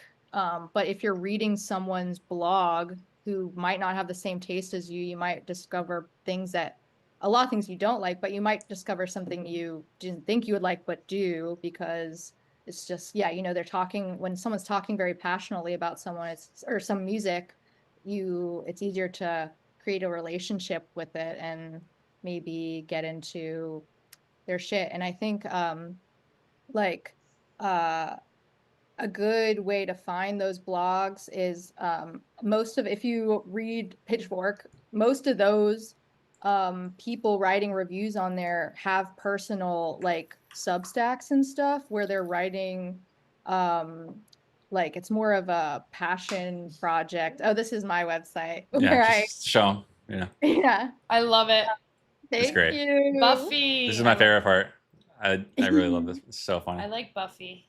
Oh yeah, I love that one. Carly's got a great website. Check it. I think I get an email every time you post. I think. Well, So yeah, I should be better about notifying. I think someone's been promoting it on Instagram for me. Yeah. But yeah, I review music and movies and just random like life stuff on there. And the cool part about having a personal website like that is you own that content. Like I own the website name, whereas like I think Substack is really cool, but you don't technically, and Tumblr is the same way, like you don't technically own that right, or webpage. like yeah, I don't really understand how that works, but yeah, what I was gonna say is, yeah, like all those people that are like writing reviews on Pitchfork and getting like $200 to write that review or whatever, they have to write about the most click-worthy stuff, but a lot of them love music. Obviously, that's how they got into that job. So they'll have personal blogs that you can find on Substack or elsewhere. That I find a ton of music that way, because they're writing about what they actually love, and not just like what will make money and get clicks on that really busy website or whatever. And then Also, really quick, I got it. Well, keep going. Keep going. No, you.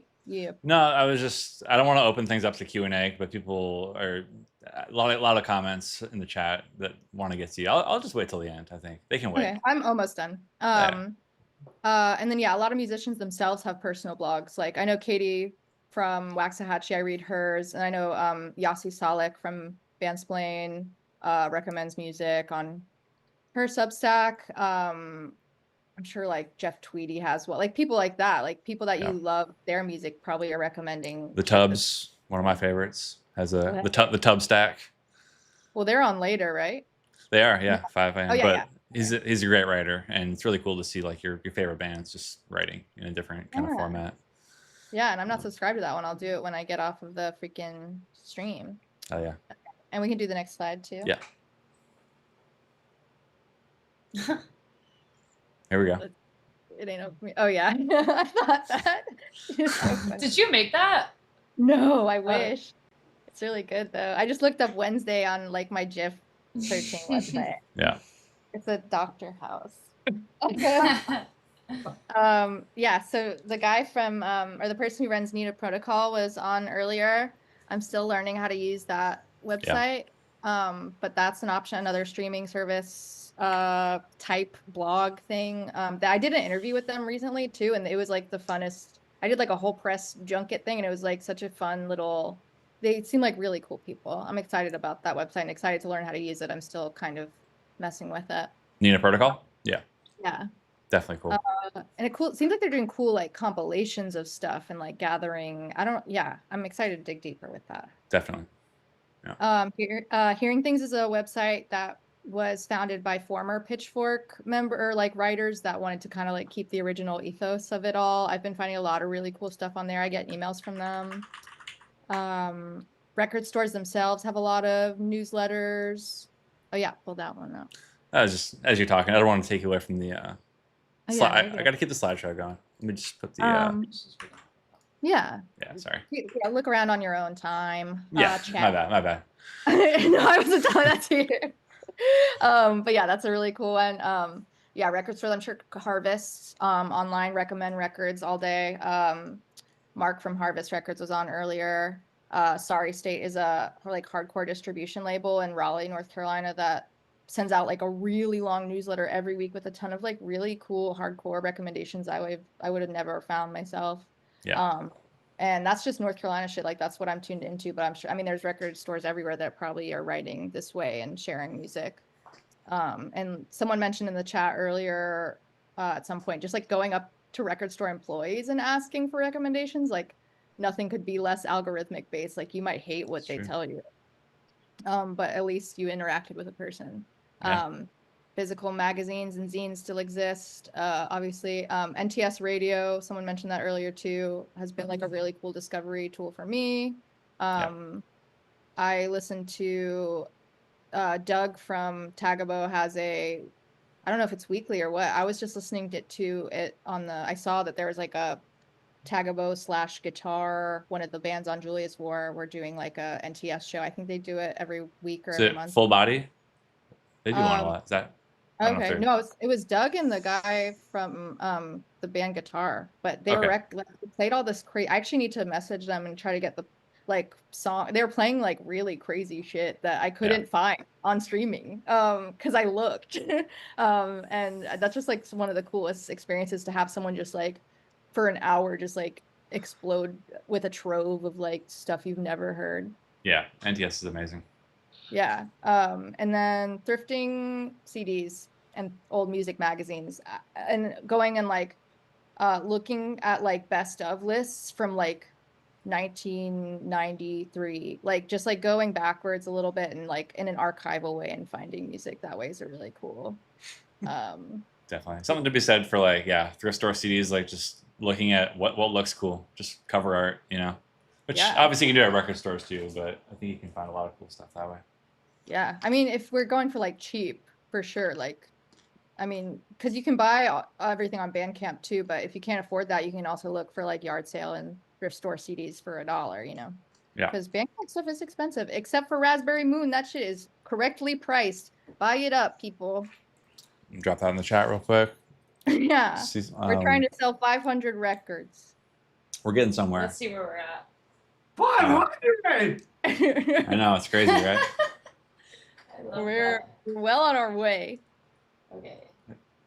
Today. I'm going over my allotted time also. I hope that's okay. George will have his moment. I'm sorry. We're at, as of Bandcamp stats only, we're at 123. All right. Okay, slay. Yeah, keep. I haven't even said that while I've been on here, but yeah, that's kind of the point of this whole thing. We're trying to sell some records to, like, get some y'all. my sister and my mom having a full ass conversation right next to. Oh no. They're so funny. Sorry. I forget what I was saying. Okay, we can do the next slide. Oh, okay. Jill's got it. Jilly. I love that girl. Oh, sorry. She's so cute. Oh yeah, these are my final these are just my final things that I think about all the time. It doesn't have a lot to do with streaming. This is just like stuff I like to say anytime I can as a person who I feel like can speak on it. These are just things I like to reaffirm for anyone who might want to play music that isn't yet. Number one, you don't have to know how to play guitar or any instrument or have had lessons before to be in a band. I still have never had a lesson. I'm still not great at my instrument technically, but I have a lot of people that have supported.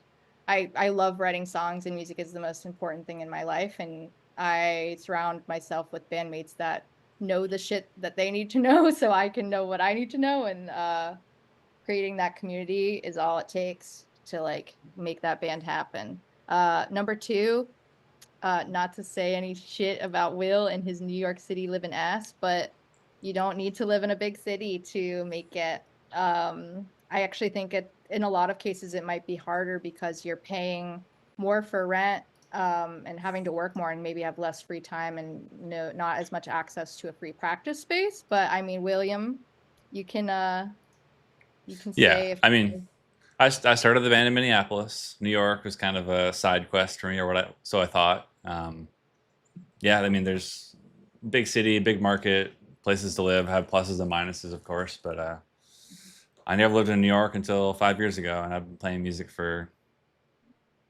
4 times that long. So Yeah. I mean, it's like, I guess it's not saying like don't move to New York City.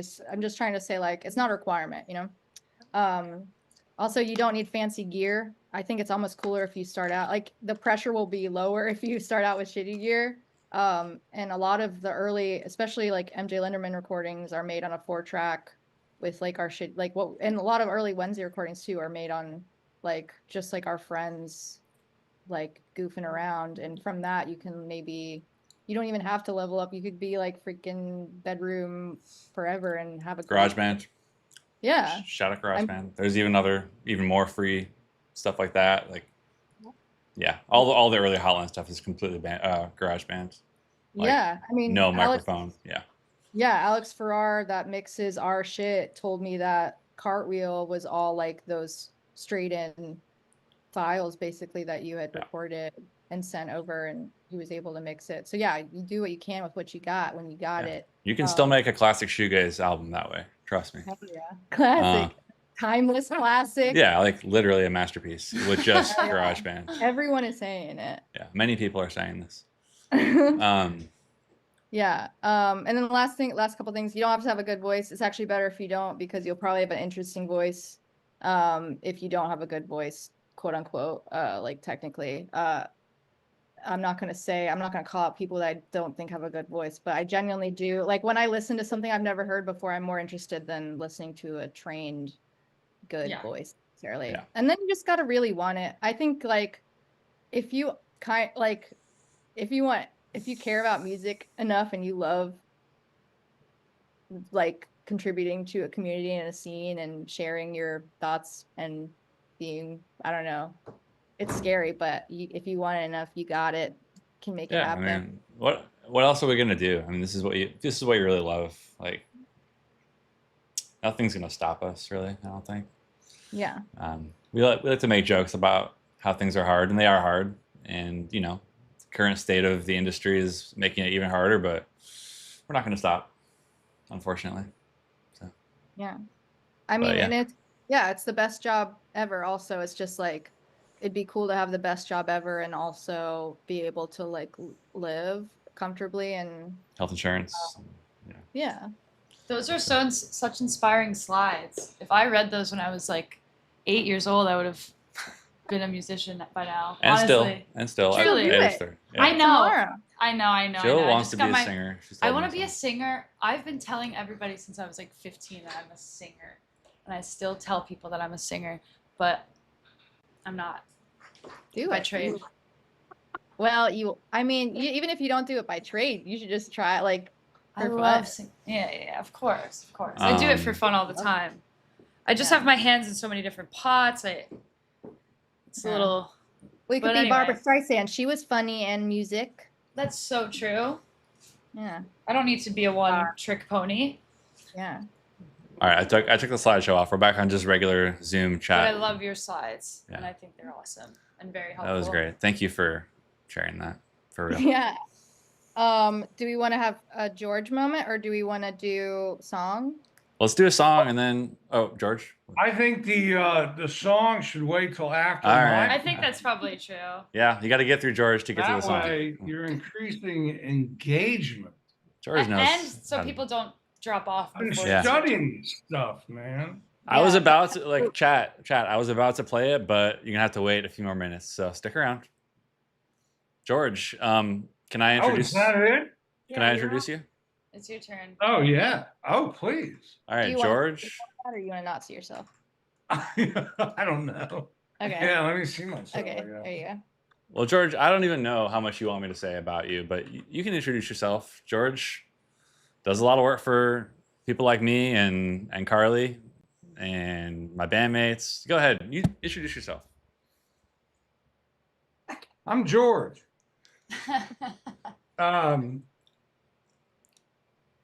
My kid started playing a bunch of shows, and then we had to do the taxes, and then I do taxes, and I do consulting and stuff like that. So I know how the business works. I read the contracts, I see the accounting.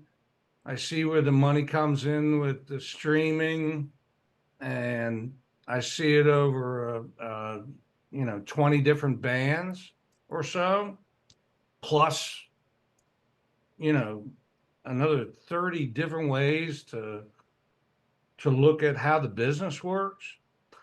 So I see a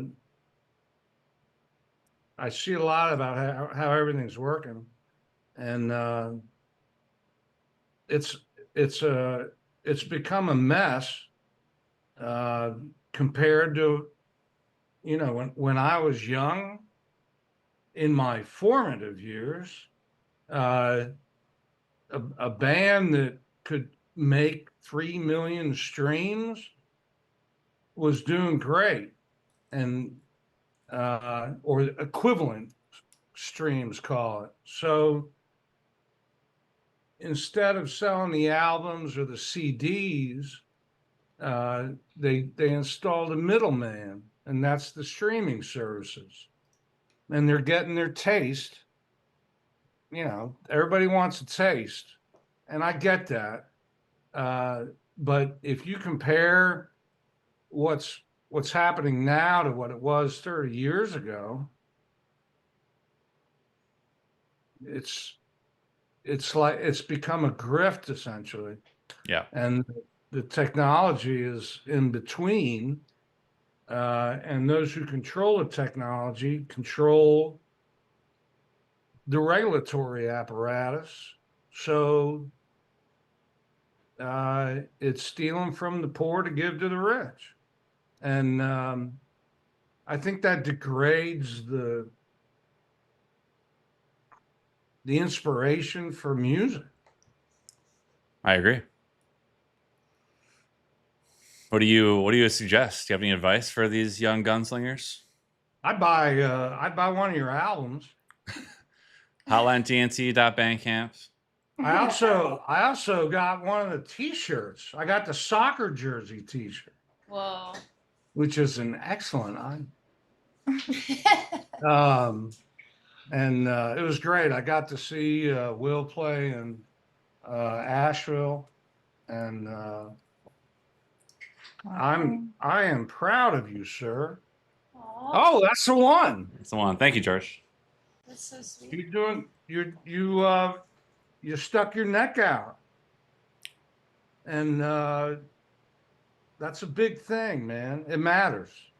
It's it's important. I agree. I'm proud of the band too for making this decision, and I stand on it. And it's cool to see people rallying behind it. Whenever we talk about it on stage, it gets a pretty good pop from the crowd. I don't think it's just us who feels this way, and I think there are a lot of bands that want to do this that maybe would be afraid to, but I don't think they should be. I just got a text. Said it's worth flagging that once the Bandcamp ticker hits 33.45, which where are we at right now? We're at like 2,000 or something right now. We'll have brought in more money in the last few hours than we did via Spotify in the last 6 months. So, easy. Yeah. Easy. It's because it's a skimming operation. Yeah. And you end up with the short end of the stick. The biggest players make the most money. They're not transparent about how they do their thing. It ain't right. It's like, okay, here's what you get. And then there's kind of no explanation as to how they came up with that. And it seems the foam is rising to the top, and the biggest players make the most money, or make. I don't know how. I don't understand how it works. Nobody does. There's a serious problem with it. We got Liz Pelly on later, though, right? Or which? Yeah. Liz is Yeah, gonna break it all down for us. Is she? Yeah. She's who wrote the book. She wrote an incredible book called Mood Machine. You read it, Carly? I haven't. I need to, Okay. but I'm excited to hear her talk. Yeah, we chopped it up a little bit. I've known Liz for a long time, actually, and it's just an unbelievable book, and it breaks it down in a very simple way that I can't do. So I'm excited to hear Liz I'll get talk a about copy it. for my dad too. Yes. Hey Dad, since you're the tax man, if there's any tax questions in the chat, you got George's ear. George the does next- my taxes. He's fucking awesome. Yeah. We still got to do our 2024. I'm on extension right now, but that's on me. Let's see if I don't anyone. discuss client shit on the internet. What'd you say? He said he doesn't discuss his clients on the internet. Yeah, he wasn't gonna say it. Missed a lot of stuff on Instagram here. Oh yeah, any of the things that were earlier too, we can do really quick until we play the song. Yeah, we got Lucas is here. Paging Dr. Beat, emergency. As I recall, we met Will in Winston-Salem, or I met Will in Winston-Salem. Yeah. At some second Second- place. The museum, art museum. That was a cool show. That was a cool show. That was a fun time. That was like at the beginning of this thing, and it's amazing how the whole thing happened. And It is. I don't know. It's just been a really great couple years, and you're a part of it, man. And we really do appreciate you. Thank you, man. And I wouldn't be here without you. So And some I'd ballsy I'd- shit you're pulling with this thing. It really is, man. thanks, man. George, do you know anything about the student loan situation? Says Bull Believer 1994. Everybody's fucked. Yeah, including Thank me, you. present company included. George knows about that. He's seen the statements. Yeah, I think I have like 28K in debt. My sister has over 200 because she's she got yes. her doctorate in acupuncture. I was gonna say, I remember you talked about student loan debt at Boone's snack bar. Boone Lily's snack bar. Lily's snack bar.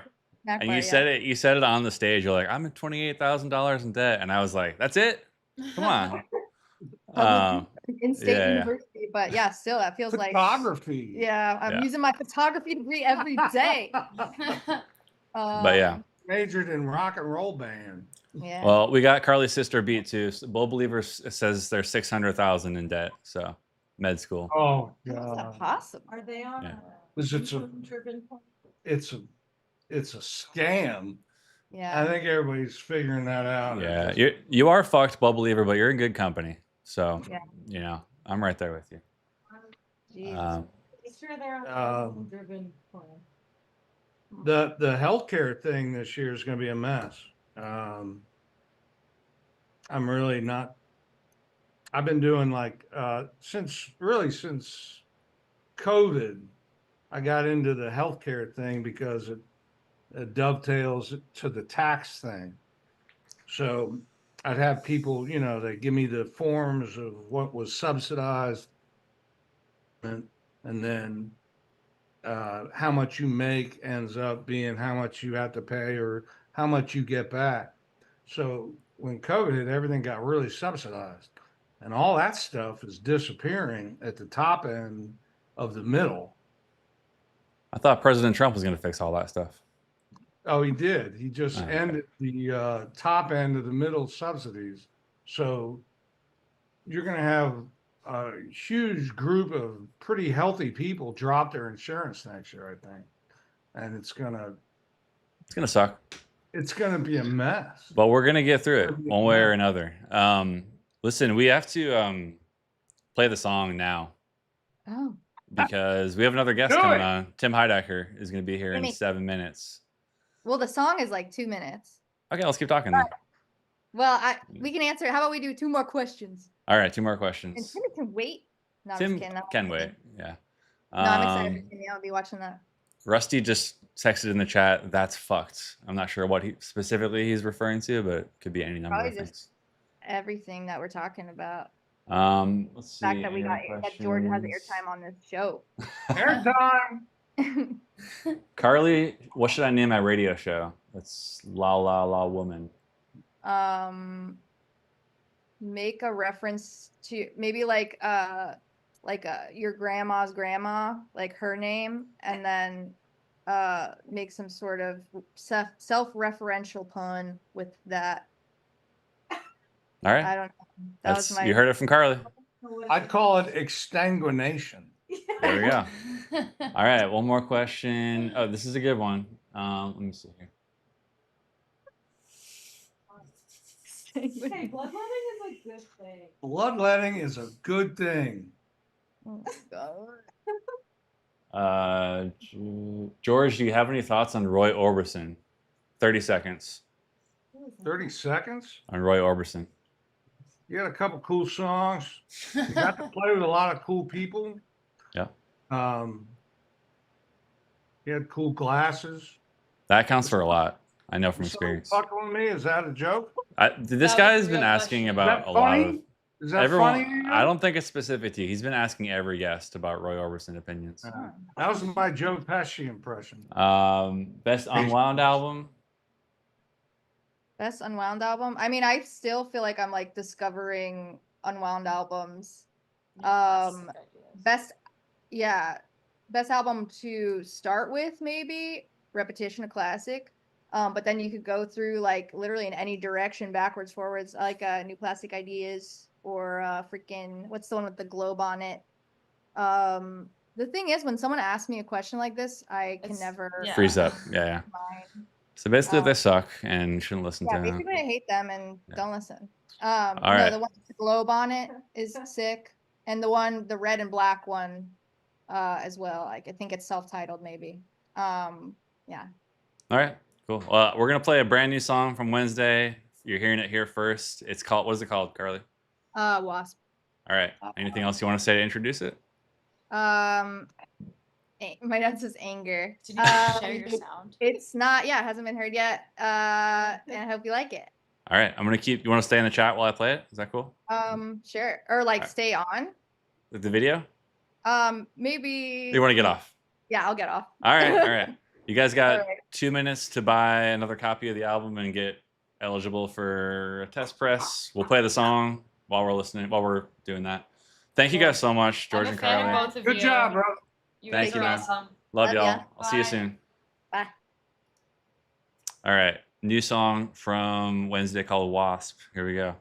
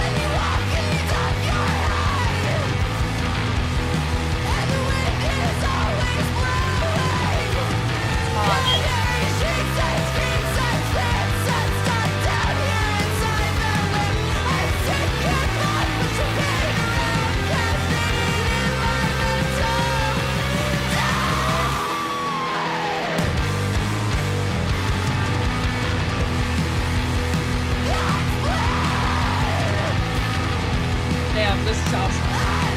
What? This is awesome.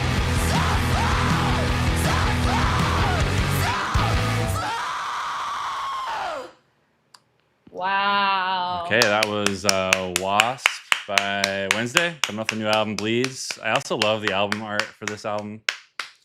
Many people are saying it's their best album yet. Holy shit, that was awesome. Thank I you, needed Carly. that. Elderberry Wine to Wasp is such a huge change. Holy shit. Yeah, it's dynamic, dude. My favorite track is actually you'll understand when you hear it. It's called Fish Pepsi. That's PH Fish. Ooh. There's a lot of different stuff on this record. I need to listen to this. Yeah, off stream, I'll play some I'm more. a big fan of Wednesday. Coming up in 1 minute, we got Tim Heidecker. Let's see if he's in the waiting room. I'm counting on Jill to facilitate this a little bit. What am I to do? Well, I don't know. We'll see. Definitely sounds like a hive of wasps attacking you. That's so true. I wanted to shave my head. I want to know how to yell like that and sing like that so bad.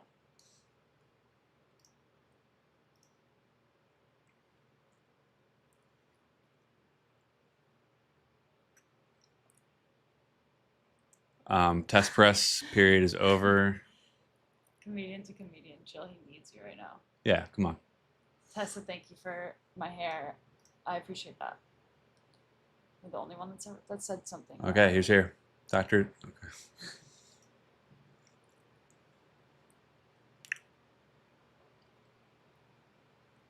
Tim. We don't hear him yet. Will, do you have to do anything about that? No? Hi. Hey. Hey, Tim. Hi, how's it going? I'm good. How are you doing? How are you? Pretty good. What's going on? Where are you calling from?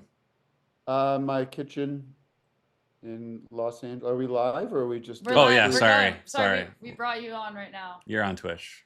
I was going to give you my full home address, but then Oh, I just wanted to make sure because I Yeah. don't want this going, Yeah. you know, on All right. Spot. Or are we on Spotify? yeah, we're streaming on Spotify right now. Yeah.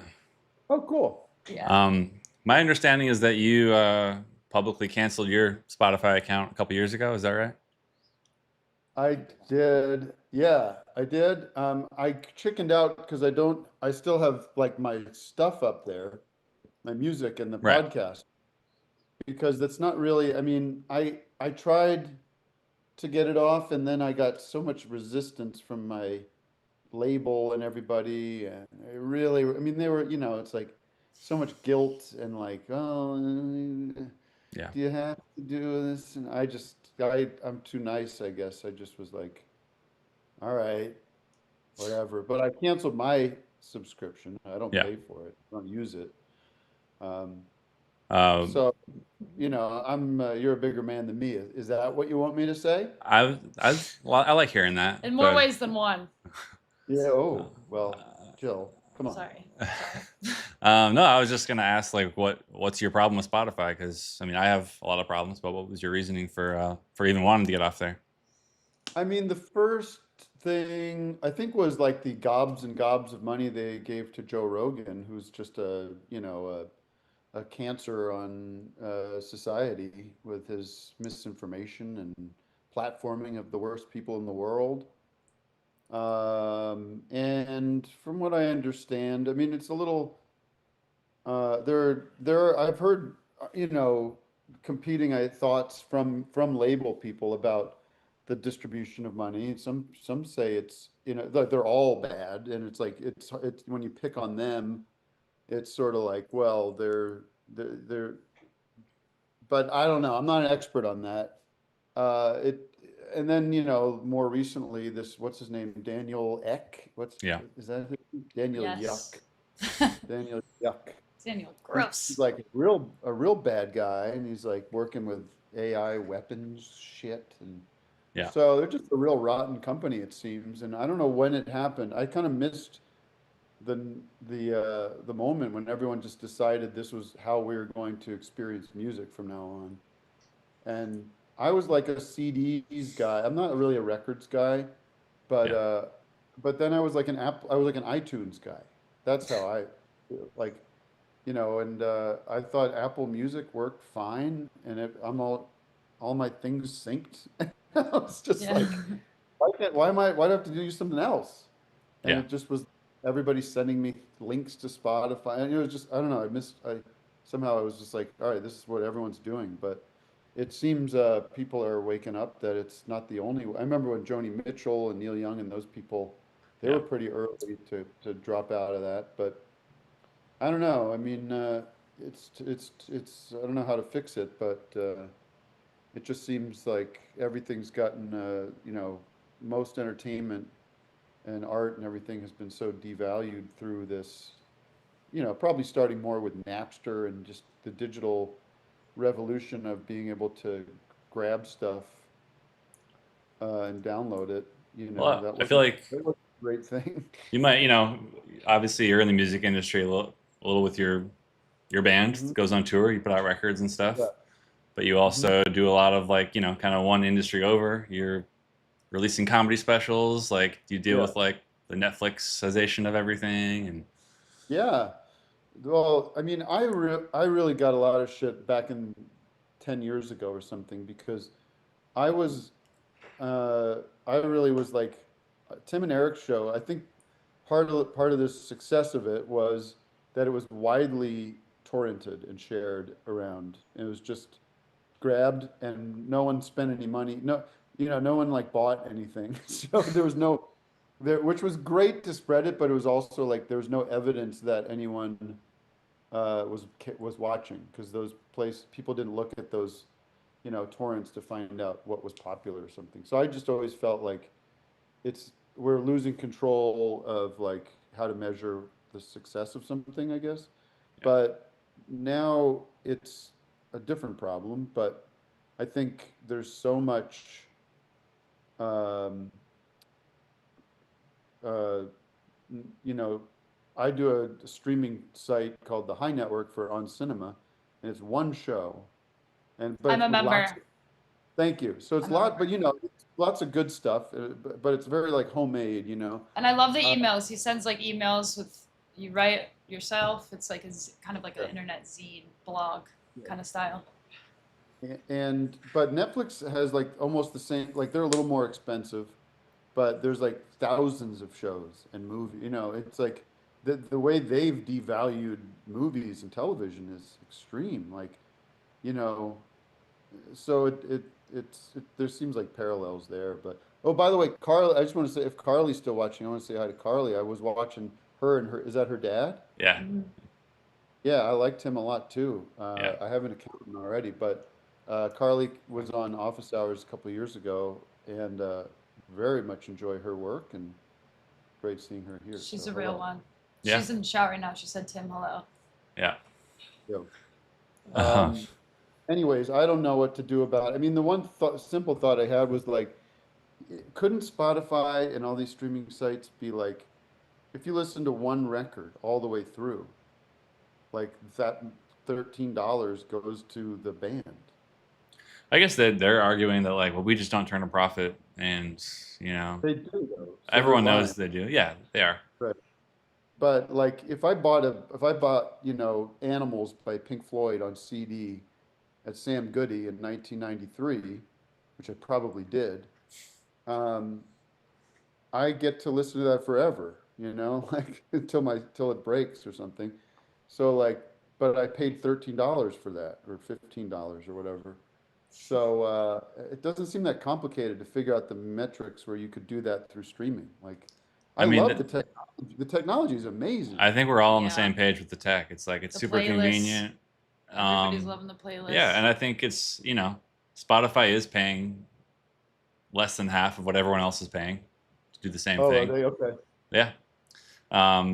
And obviously we've seen Daniel Yuck is investing his fortune that he made off of music into drone weaponry of some kind. I don't even, whatever. But yeah, I mean, You need somebody like, you need like a huge artist, Taylor Swift or somebody, to go like, I'm not gonna keep doing this, right? yeah, That's what I think. that's it. I got a lot of comments saying that we need a Drake, we need a Taylor to do it. They I won't. mean, just They won't. from but- which is a shame, but from a pure business perspective, they have so much control. Yeah. So much power. I mean, Taylor went off a while ago. I remember Taylor took her stuff off Spotify and literally single-handedly renegotiated her rate to be more favorable, and then she came back on. Oh, right. So So- she's scum. Yeah. Yeah, she We is can see some- what kind of but power also, she has. Joni Mitchell is back on there too. So No, Johnny's off. Neil's back on. No, Joni is on. Really?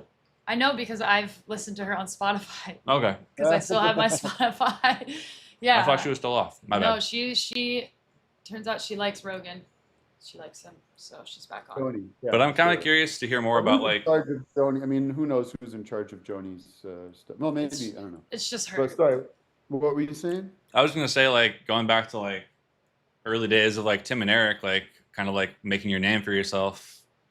what was your reaction to like that show being torrented and distributed in that way? Like, did you see it as all positive and growth and exposure? Well, yeah, I mean, I think there was two sides to that. It was definitely a good way for it to spread, but it was hard to argue to get more money, only because getting more money means you can do more things and you could, be more, have more flexibility and stuff. So I don't know. I didn't want to come off sounding like, at the time, I didn't want to come off sounding like, what's his name from Metallica, the drummer from Oh yeah, Metallica. Lars.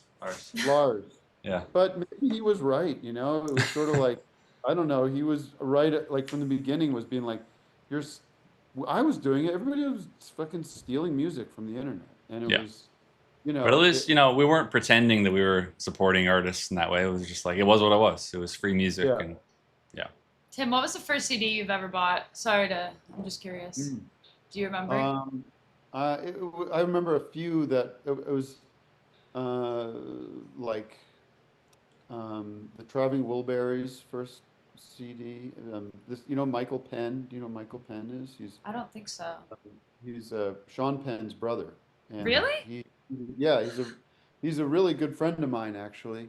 But when I was 13, he had a song called No Myth, and it was great. And it Was is he great. also 13?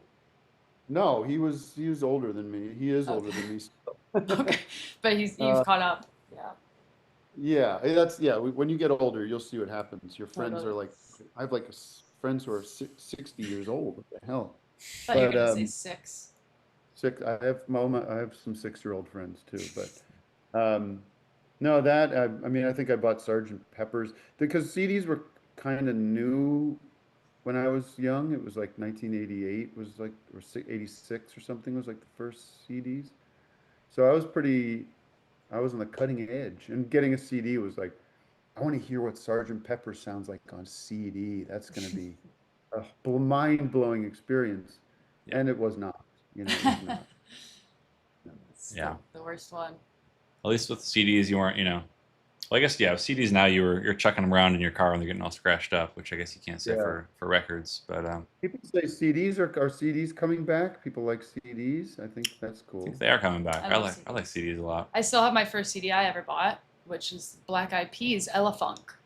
Mm. Don't know if you've heard Well, about that. I like records. Like I like albums as like an experience. Like I'm not a Yeah. big like just.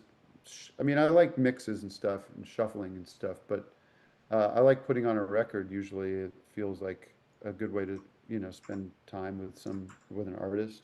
And Jill, of course, just but unrelated to anything except we're from the same town. Oh. Isn't that right? Oh, that is super right. Yeah, that's correct. I thought you had something else to say. That's it. Yeah, we're from Allentown, and I was just Always talking about proud Billy of Joel. Allentown. Do I'm people always proud bring of up Allentown. Billy Joel to you whenever you tell them that? They sure do. They will for you until the day you die, I would I think. can't wait. I was thinking about. I think I saw. I don't know if you had him on Office Hours or if you were just listening to him. You put me onto him, Corey Hansen. Oh, Corey Hansen. Yeah. Oh, that new Corey Hansen is So good. terrific. So good.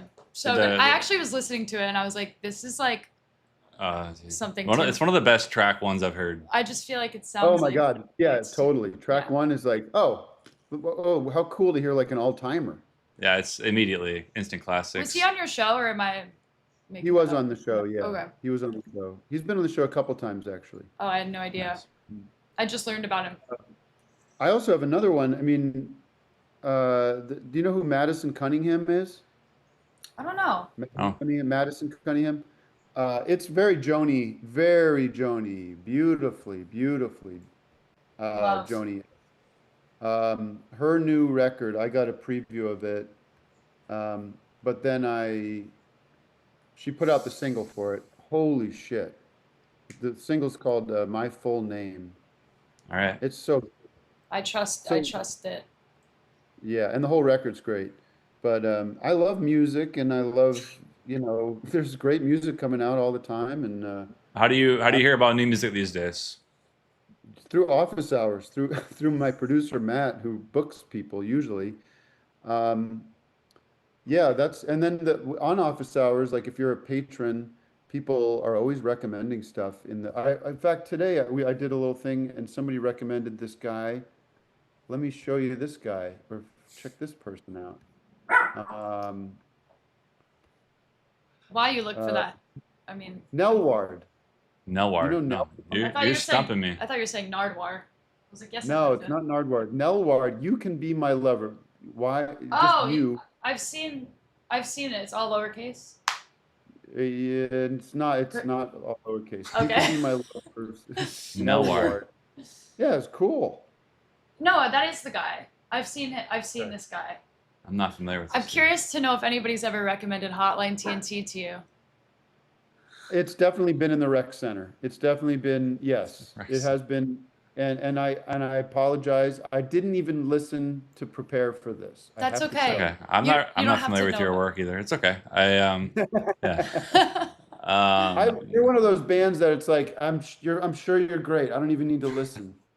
Thank you so much. It's You know? his vocals are kind of hidden behind all the wall of sound, the guitars. It's Right. It's we're doing our thing, but How do you know Carly and those guys? Are you like just through touring and playing out, Yeah. or is it? we just Wow. played a show together in Philadelphia a few years ago and stayed in touch. Now we have the same manager, same tax Oh no, guy. you're playing at the dreaded Zebulon in Los Angeles. Same night as not the same night, same weekend as. yeah, Tim. I don't know if you're gonna be around the weekend. I'm gonna be in town for the play. But Oh yes, you've got the big play. the big play. I really I really have big problems with Zebulon, I have to Uh-oh. tell you. Should we cancel? No, I don't think you should cancel, but I think you deserve a better room to play in. Why? What's the situation? I'll tell you why. I think the stage is too low to the ground. Mm. That's it. And it's just when I'm watching the show there, 9 times out of 10, I can't see what's going on up there on the stage. They have the ceiling for it. Rusty, So- our manager, and Wednesday's manager would say the same thing. It's like, if you're gonna pay $20-$25 for a show, you got to see the band. You got to be able to see the band. It's a shame. There's high ceilings there too. There's no excuse for it. Okay, Maybe well- bring some Apple boxes. or I'm something 6'5". like yours. 6'4". Oh, you are? Yeah. Stand up. Let me see. Stand up. It's tall. Back up. Pretty big. That's lean. That's lean too. Well, thank you. Do you like what you see, Tim? I love it. That's a tall drink of water right there. Yummy. Yeah. But no, seriously, I wanted to plug you guys. You're directing, producing a play that Jill is in. Yeah, Jill and Jay. How? So that's backed by popular demand. People What's have it called? been banging up on. It's Millennial I hipster always love story.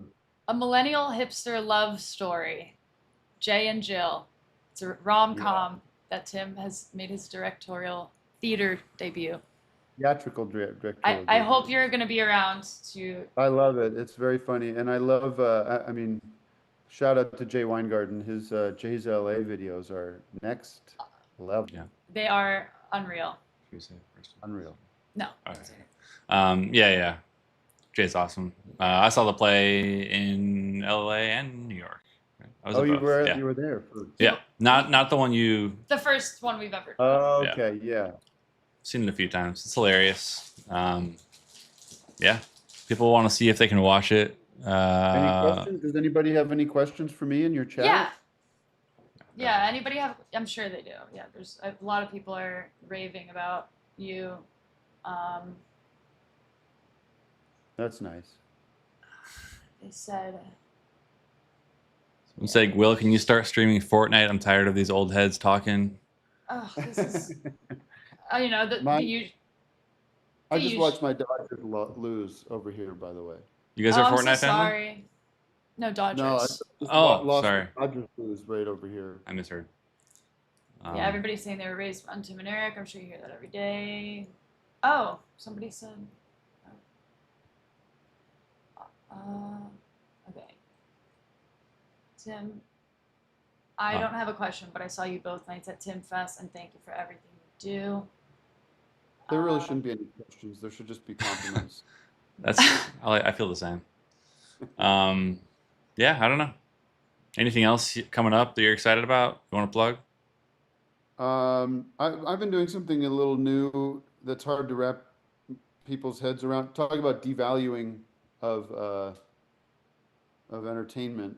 Yeah. I've been putting this site out called marionswish.com, MARIONS. I'm Wish. aware of that. Yeah. Yes.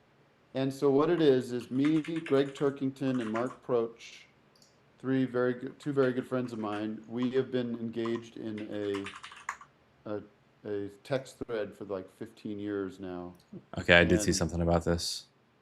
And it's the funniest thing in the world. It's just like it goes on and on and on. It's so sick and mean and gross and silly that we started breaking them up into like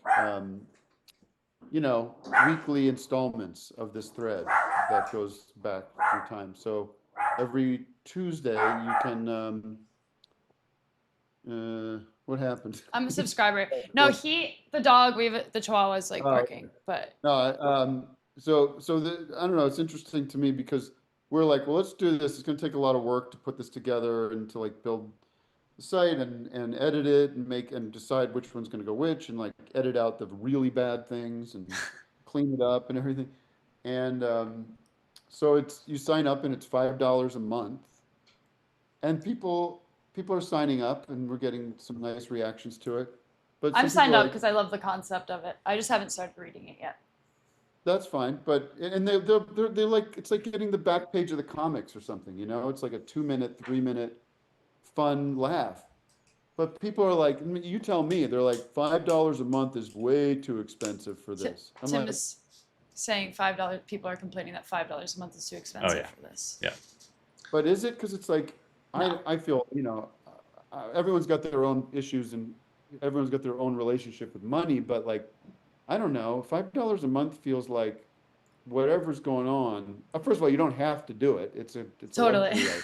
Yeah. And second of all, it's like less than a bag of peanut M&Ms a week, which I would think people can handle.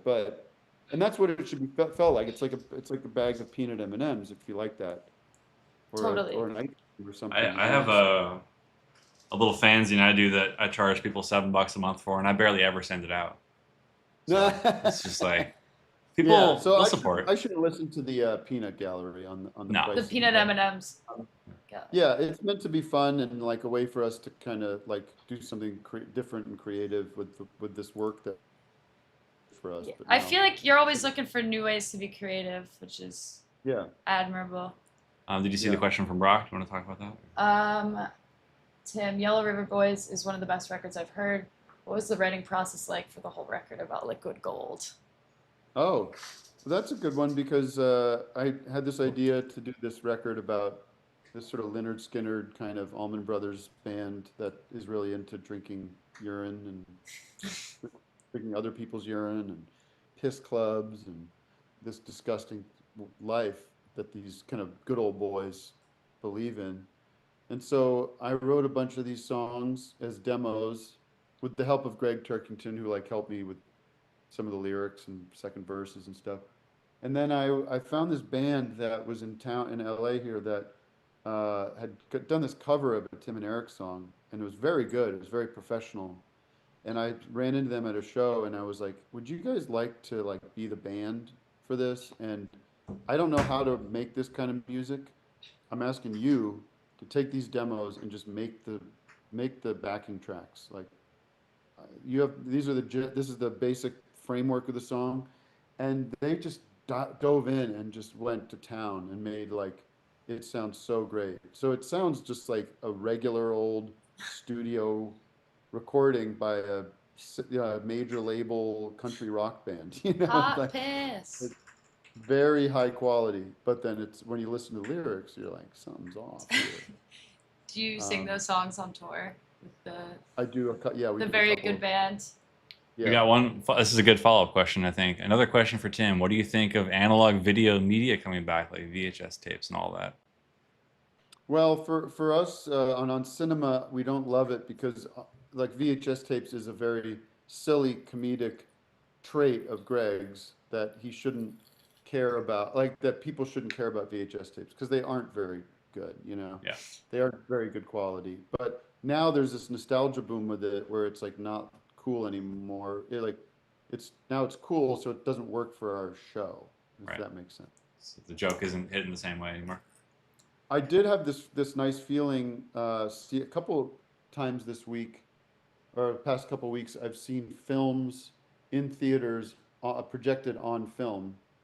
We did a screening of UHF from Weird Al at a theater, Love. and it was the film print of it.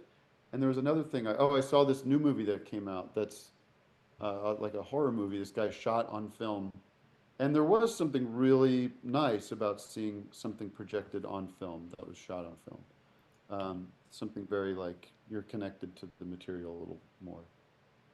So in general, yes, but VHS is and tape people with their cassette tapes. I don't know. And Greg I don't doesn't know. like that either. I do Tim. like the way it's like music sounds on like a little boom box, or like the way the music sounds on a radio, you know, like on a small, shitty stereo that has the antenna on it and stuff. You know, I really like the way music sounds on those devices. Same. We have a radio in the kitchen. Got one in with the kitchen. Yeah. with cassette tapes. Do you think that the Dodgers are going to take it all this year? Deep I love to don't. ask. I don't. I mean, we're looking at a team that's in kind of a collapse period right now. They've just lost. I just watched them lose to the Orioles. They just got swept by the Pirates. You know, they're still hanging on to the first place position in the West, but you know, they're not. They're gonna. They just don't have what they had last year. I don't know what to tell you. So let me ask a quick question. Just tack on there. You became a Dodgers fan. You moved to LA. Yeah. Yes. Well, What? not right away. I mean, I'm from Philly, from Allentown, not from Philly, but from that area. And I held on to the Phillies as long as I could.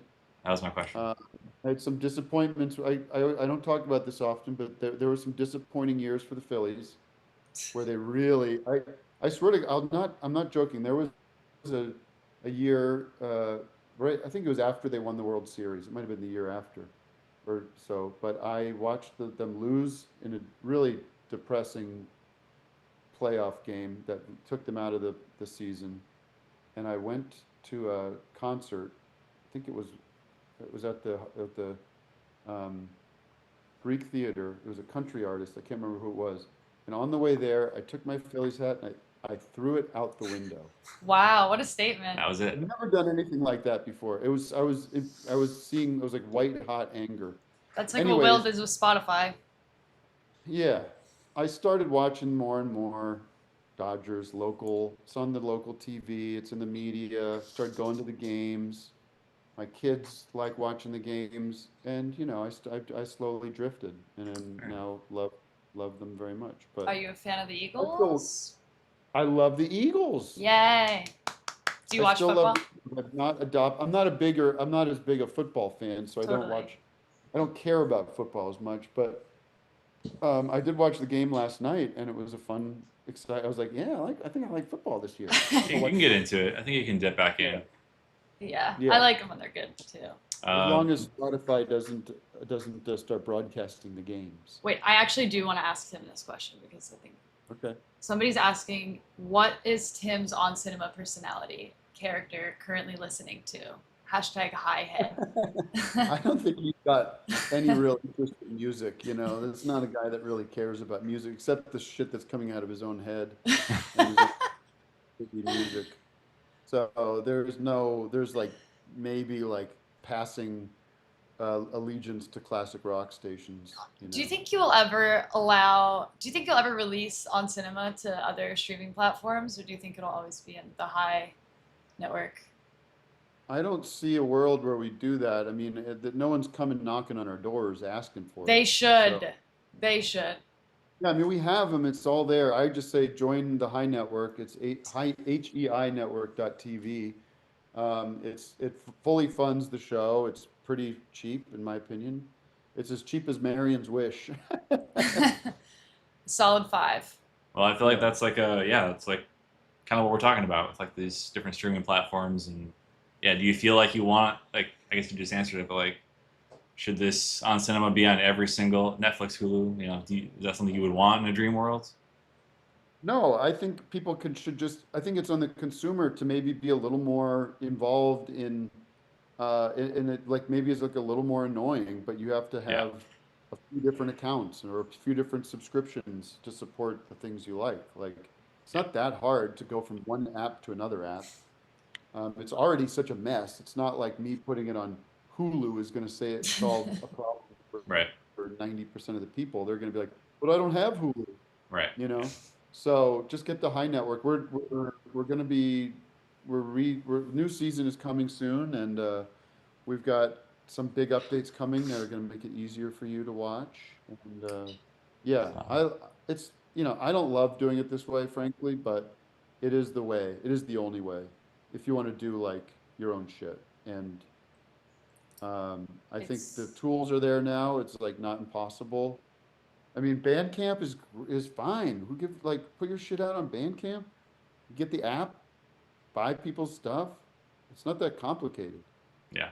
Like use Spotify if you have to, or like streaming the Doobie Brothers or something, or shit that's been out for 50 years and they've already bought their mansion, Yeah. But anybody that's like putting out their own stuff or is on a smaller label, I mean, these labels aren't making any money either. These labels are like, they're moving the chairs on the Titanic, I would imagine. I think the party's over for sure. I don't see the party lasting much longer, if at all. But it seems like people are going to shows. That's kind of nice, and I love that. Bands are out there touring, and it's fun to see music live if you can see them. If they're not low on a They're not stage. sinking in the. I don't know what this means, but I do want to read this comment real quick. Maybe no Phil's hat, but still rocking the Wake Forest polo. That was, I believe, I did a part on a show called Eastbound and Down. Okay. Of course. And my character was a Wake Forest guy. So. Okay, so this is some inside. Someone's trying to get your attention. I'm sorry, I didn't know. Yeah, I I don't. That was a character I played. Very proud of it, but not something I took home with me. Not something you think about every day. Yeah. No. Before bed or anything. One more. I mean, we're over time. I don't want to keep you all night. If you gotta watch the sunset, anything like that. I do want to know if he's making music or any new records or anything's coming out. Do you have any new records coming? Working on no. music? Okay. I've got a couple things that are definitely in the sillier side, which people I think will appreciate. Do you know Pat? Do you know Pat Finnerty? I think I've heard of Pat Finnerty. Me or He's her? talking to Will. I don't know Pat Finnerty. No. You know Pat? You don't know Pat? No. He's great. He's a Philly guy who does this show called a YouTube show called Why This Song Sucks or something like that. He's really funny. He's a great like music analyst. He like kind of breaks down music and songs and rock and roll and stuff. He and I are working on something that really funny, but I don't know. We got to get our heads around it. But cool. Nothing imminent. Right on. Well, thanks so much for joining us for a little bit. And yeah, great to talk to you guys. Talking and shop. Good luck with everything. I'll summon the courage to try to get my stuff off there one of these days. But cool. In the meantime, we'll see you at Zebulon. You have your stuff on the other platforms, just not Spotify, so you can do that. You can separate things out. Yes. Yeah, you can. Something to the think lesser the lesser of all evils. Yeah. Yeah. All right. Take care, everybody. Bye, Tim. All I right. hope to see you soon in Los Angeles. Yeah. See you in September, which is this month. Goodbye. See you in September. All right, later. Good night. Absolute legend. All right, that was Tim Heidecker. I know a lot of people were waiting for that one. Everybody has so many questions now. Make sure you scroll down on Instagram. Might be some people there. I'm gonna bring our next guest. How do we think that went, guys? He is an inspiration to many. When will we hear a new Dakar single?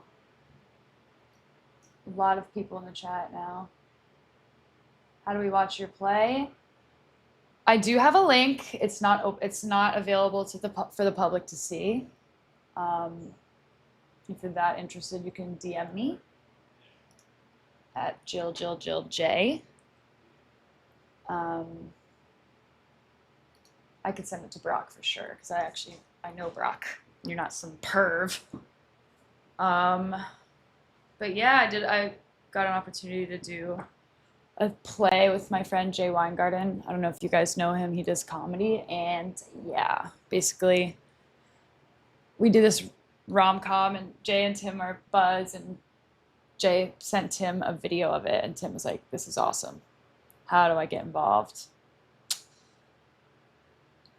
Yeah.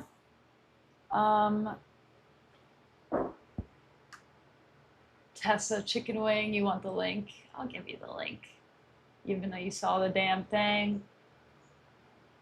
How are we doing? It's been about 10 and a half hours of this. I haven't been involved in the whole thing, but 10 and a half hours. I'm about to throw in the towel. My favorite Hotline song. It actually changes. And I'm not gonna lie, I haven't been listening to Hotline because he took his music off Spotify. But for a while it was like on Cartwheel. It was, what's my favorite? Hey! You can take your headphones off. Oh, it's Josh. What Thank you so much for getting the poos. Oh my god, this shit was banging. What was my favorite Hotline song that I love? From Cartwheel. I just want to finish my train of thought. Probably Thought Exchange. No, the one that goes like, Kyle. Oh, BMX. BMX, that was my favorite on Cartwheel. And now it's The Scene. We got Robbie here. Robbie What's up? runs a company. Yes. It's very cool, called Full Kit Wankers. Full Kit Wankers. Yes. They, Yes. Sit. Alright, I'll sit. Yeah, have a seat. Josh might freak out. That's okay. Oh, Josh. Hey, Josh. Come over here. Robbie made some really cool jerseys for us. Yes. Among many other awesome bands. Yes. Is there a website? Yeah, it's fullkitwankers.com. We actually just revamped it, even though I mean it's still work in progress, but it was just a landing page for a while. But Okay, let me now we got some stuff on there. Josh, pull up get the over. link. Is it like Yeah, that? WNKRS.com. Here. Oh, no. WNKRS. Okay. Yeah. Well, I won't show it. You're good. NK. Yeah. .com. Yoink. There we go. There Okay, we go. Let me put it up here. Thank you, dude. Yeah, it's a great brand. Oh, this website looks awesome. Thank you, dude. Shout Look out at that. Eddie. Look at that hover effect. Yeah, dude. It's and incredible. Yeah, we got a cool feature that's gonna come out in the next week or so. That shows the archive of our pieces, but it'll be like a create a character type vibe, and so it'll you can choose your an avatar? jersey, your face, your accessories, and all that stuff. So that's coming out very soon. But That's great. Yeah. These are still for sale, right? Yeah, the fleece we did with a painter, an illustrator that I really like, based in England. Basically, based it off a ski fleece that I really liked and made a soccer version of it. So that one's still available on the site. A lot of people asking about that. Jill got very jealous when I brought one home. Yeah, I mean, there's tons of stuff in here. Ooh, I like the hotline. Yeah, Yeah. that was a fun shoot. Shout out Jill. Yeah, we still have some baseball jerseys we're gonna have on tour upcoming. The website looks dope. How's the sizing on the jerseys? Which ones, the hotline ones or the baseball ones? Or just all of them, or what do you? I mean, it really depends. Each jersey we do cut and sew. It really depends what we're the vibe is that we're trying to hit. So basically everything we do is based off old vintage jerseys. So if it's a 90s inspiration, it'll be kind of a bit baggier. This Fred Again one. That one was pretty baggy, a little bit oversized. And then I don't know, the Future Islands one. That one was a little bit more standard fit. Got some Mount Kimby ones that are also standard fit. So Is that one up here? Not yet. nah, I mean, yeah, that one's actually, if you hit shop, it's on there. Oh, these are cool. Oh, I yeah. love this one too. Yeah. That one was super fun. That was a fun shoot, and Mount Kimby's really dope. They were great to work with. But yeah, that's a little introduction on Robbie. Yeah. He's the best. I kind of like whenever I want to do something cool, I just like make sure I hit Robbie up because he's just I don't know. I feel like he's like-minded. Not to even hype myself up, but like he just likes to make shit happen, and so do I. So Oh yeah, he's both a mover. Wisconsinites. That's too. right. He's a mover and shaker. But yeah, I mean, I told you about the Spotify thing. You seem like you're on board. Oh yeah, dude. Of Are course. you can tell me. You have an account or do you use? No, I don't. Okay. I mean, I use Apple Music. I'm still on streaming. So do I. But yeah. Yeah, I've used Apple Music forever, and honestly, I started using that like when it was like you had to pick what streaming service to go on. It was like because I used to do student radio at Wisconsin, and I was just too afraid to like get rid of my like MP3 library, but like Apple Music at the time like allowed you to do both, whereas like Spotify wasn't as like easy. So yeah, that's like the reason why I kind of like went with that. But I mean, Honestly, same. I was just kind of grandfathered in with like iTunes. Yeah. It just made the most sense to me. yeah, I was just like too afraid to lose my entire catalog of music. But And as luck would have it, Spotify sucks more than Apple Music at this point. So Yeah, we're just kind of thank on the God. right side of history. Yeah, accidentally. We got Ghost Poop says shout out to John. oh yeah, Um, Ghost Poop's the man. I love you, dog. Cheeto MG on the John right now. Can I get a shout out? Got some hotline questions. What's up, Ghost Poop? I already said this already, but Ghost Poop made some awesome graphics for the what's the event? What was the event called? Oh yeah, Adidas Football Society. Yeah. Yeah, we like partnered with. I'm like in a studio with Secret Football Club, which is like a pickup crew in Brooklyn. They also are like super creative folks and like do a bunch of different projects for like brands and clubs. But we did an event where we just like threw a little tournament in Brooklyn, and Alex or Ghost Poop made really cool like video scoreboards that you could. They had like video on it. You had like cool graphics, and you like walk up and you'd like see yourself in the scoreboard. It was really dope. Very cool. Very creative. Yeah. Here's the baseball jersey behind us. Yes. I think they're actually for sale still on the Astronaut Big Cartel. You ever see Yes. that? No, it's fine. I don't eat yet. Okay. We want Super Strikers. Oh yeah. We gotta play Super Strikers. Yeah. I'm gonna load it up in a second. But also let's do a little giveaway. I have 3 large jerseys. Let's go. Full kit TNT jerseys. I'm gonna make a little countdown. How long do you want to stick around? What are you feeling? However long you want, man. Let's This see. is my Friday night. What's the next guest we have lined up? Let me see here. 11:30. What time is it now? Sick. All right, we got 45 to Okay. do. Let's end it at 11:15. Sure. I'll make a little countdown thing. If you buy an album on hotlinetnt.bandcamp.com, here comes the link.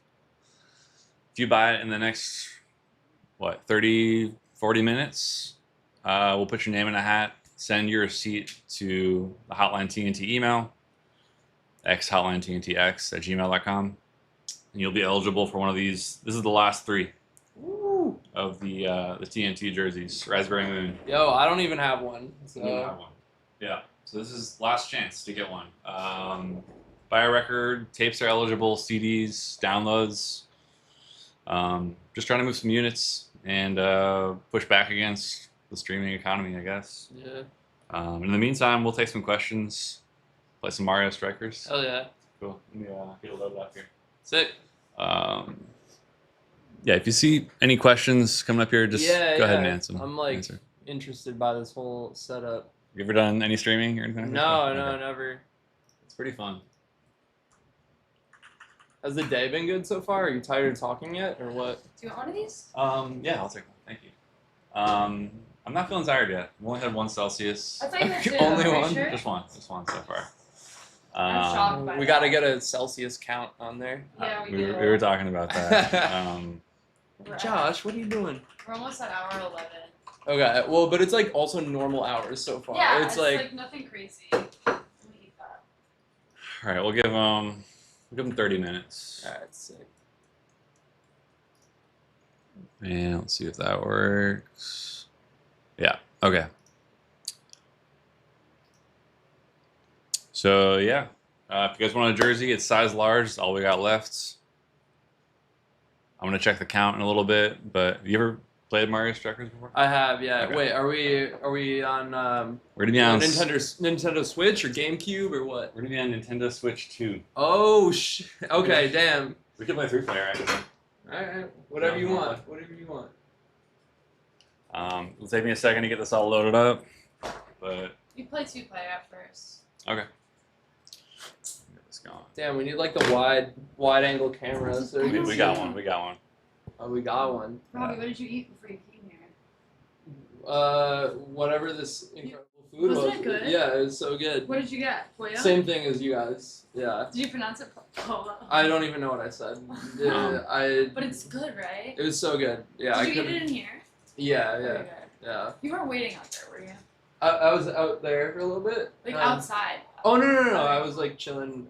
In our living room. Yeah, like Good. watching, listening to you guys chat with Tim, which was sick. That's awesome. Yeah. I'm glad that you got in. Sometimes they lock the door. Yeah, no. As they probably should. But. Safety first, guys. Did you bike over here? I did. I biked from Chinatown. Oh. It was quite long. But I was playing. Damn. I was playing soccer before this. So. Are you okay? You healed? Yeah, I'm healed. Yeah, we're chilling. We gotta get back on the pitch though. I know. I was gonna go this morning. Went to Jill's game. Was that last night? 2 nights ago. Wednesday. 2 nights ago. Nice. I get really aggro. Like, Towards the referees no, too. never again. No. Towards the other players. Okay. I just get really like my heart is shoot. I just am too emotional. I care too much. Okay, that's fair. Yeah, and I'm fighting and stuff. It just wasn't a good look for me that night.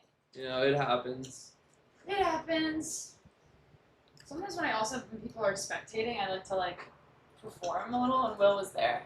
Interesting. I was just like, I don't know. It's funny. I feel like I don't like people to come watch me play. I always ask, like, do you want me to be here or not? So I want to support, but Yeah, I respect that. It isn't the easiest for me to just like be myself when I know someone's watching me. Come up. No. Do you like cats? I do. I like cats. I'll Yeah. have to show you Boo later. Okay. Yeah.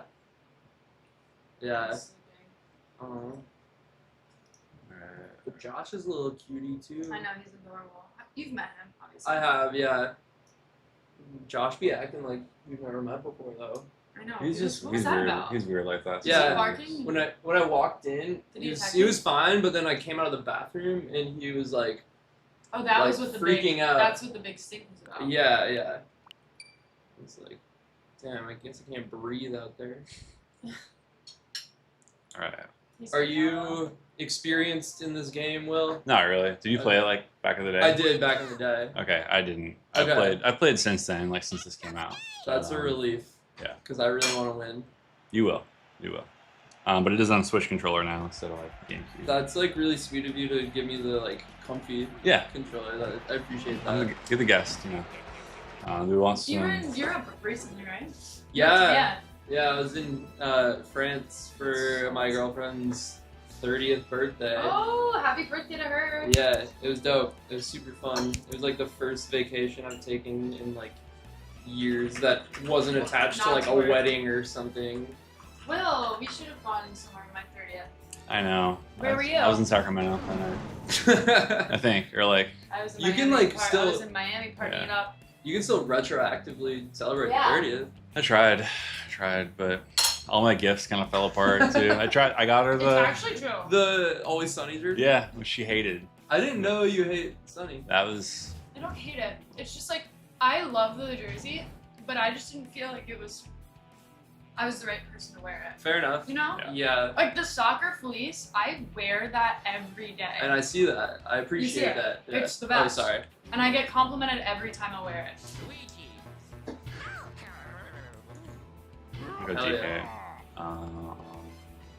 Who'd you pick Will, for your? please put the toad hat on. Yeah. Okay. Okay. Oh, I'll take the Guys, this is what Will got on my birthday. on his birthday in Japan. That's sick. Shit. Hell yeah. His head is like looks so good in it. Go on. Oh my god, I'm sorry. Oh, you're good. Oh, we both got toads. That's cool. Yeah, Toad's the guy for this. Yeah. What do you want? Palace? You pick. You pick. Pipeline? Let's go Palace. I like a grass pitch. Cool. Levels are okay. You guys can hear everything all right? Link is working.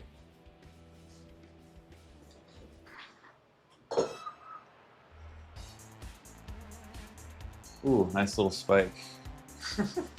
27. Let's go. All right, I can't even remember how to play, honestly. I don't. All right, we'll figure it out. Okay, yeah. Okay. No. Okay, this guy's good. Shit. Apparently not. Oh, Who's two?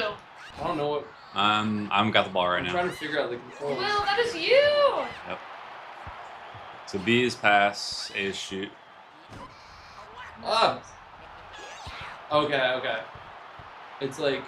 Oh, I love when he has his toad hat on.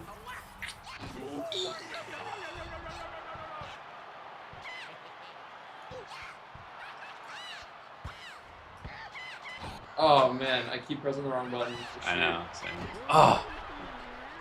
Okay, this is gonna be a low-scoring match. I can tell, which is good. We just gotta. Yeah. Fuck.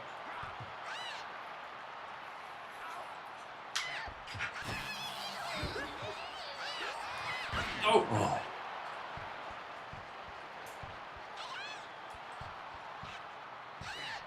Okay, there's items too. I don't know. Oh Oh. my god, I was gonna say I don't know what I'm pressing to shoot, but I just did it. Abate says these Kafia Cup jerseys are insane. Oh hell yeah. Did I pronounce that word yet? I'm sorry, I've always No, wondered. you're good.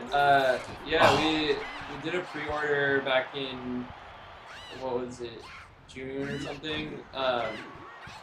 And they're almost done with production, and then the pre-orders will be shipped out very soon, and then we'll have like a few extra stock available. Yeah, they're dope. I'm pretty sure I asked you about those. Yeah. A lot of people do, I'm sure. Here, what? Uh, I tried. yeah, can you say it again? I don't know. No, it's Oh, the Kafia Cup jerseys. They're like kits we made yeah. for Zeron. Yeah. For That was crazy. yeah. I mean, Yeah. Dude. This is the worst match of strikers of all oh, time. the toads are so cute. You know how to move the ball around, I can tell. No! Dude, no. What is that? No, I didn't get it. I didn't What get does it. that mean? I was good about to bust my shit. So it's the super strike. If you like Time it right. If you shoot it and hold it down with your like captain, you can do this kind of like arcade style. Yeah. Yeah, and yeah. Yeah, Will almost got it. Why is there just like one Donkey Kong? He's like the team captain. Luigi's his team Okay, captain. I'm and then the rest DK. are just like little toads. How do you use your items? Y? Oh, X. Yeah, There we go. Shit. Get out of here. Oh. Oh, dude. Dude.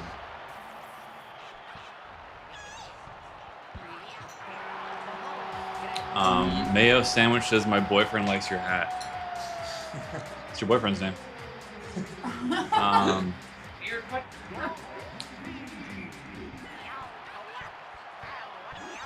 Dude. I'm lagging. Wait, actually? My excuse. For a second. Yeah.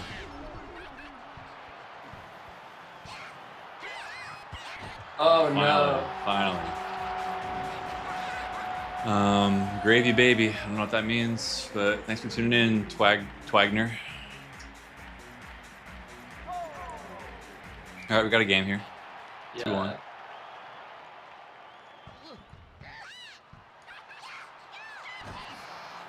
Get it, get it. Fuck.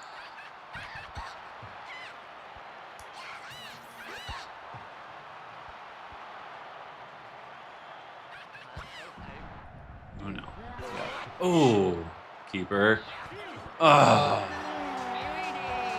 Derek is his name. Shout out Derek. Does Derek want to join the chat or?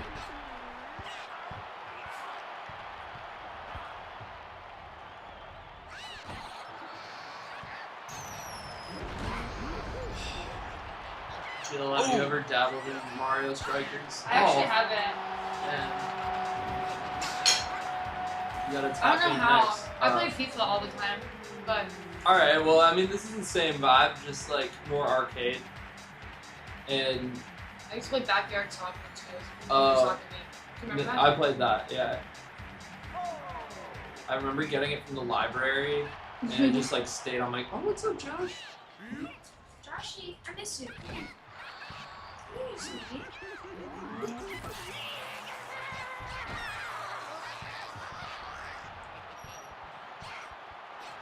No!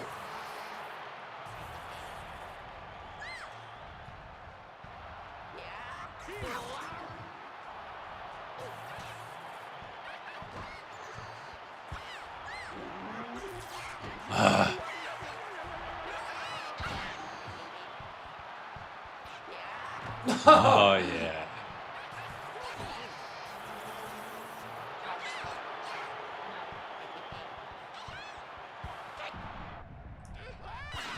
Damn. Black.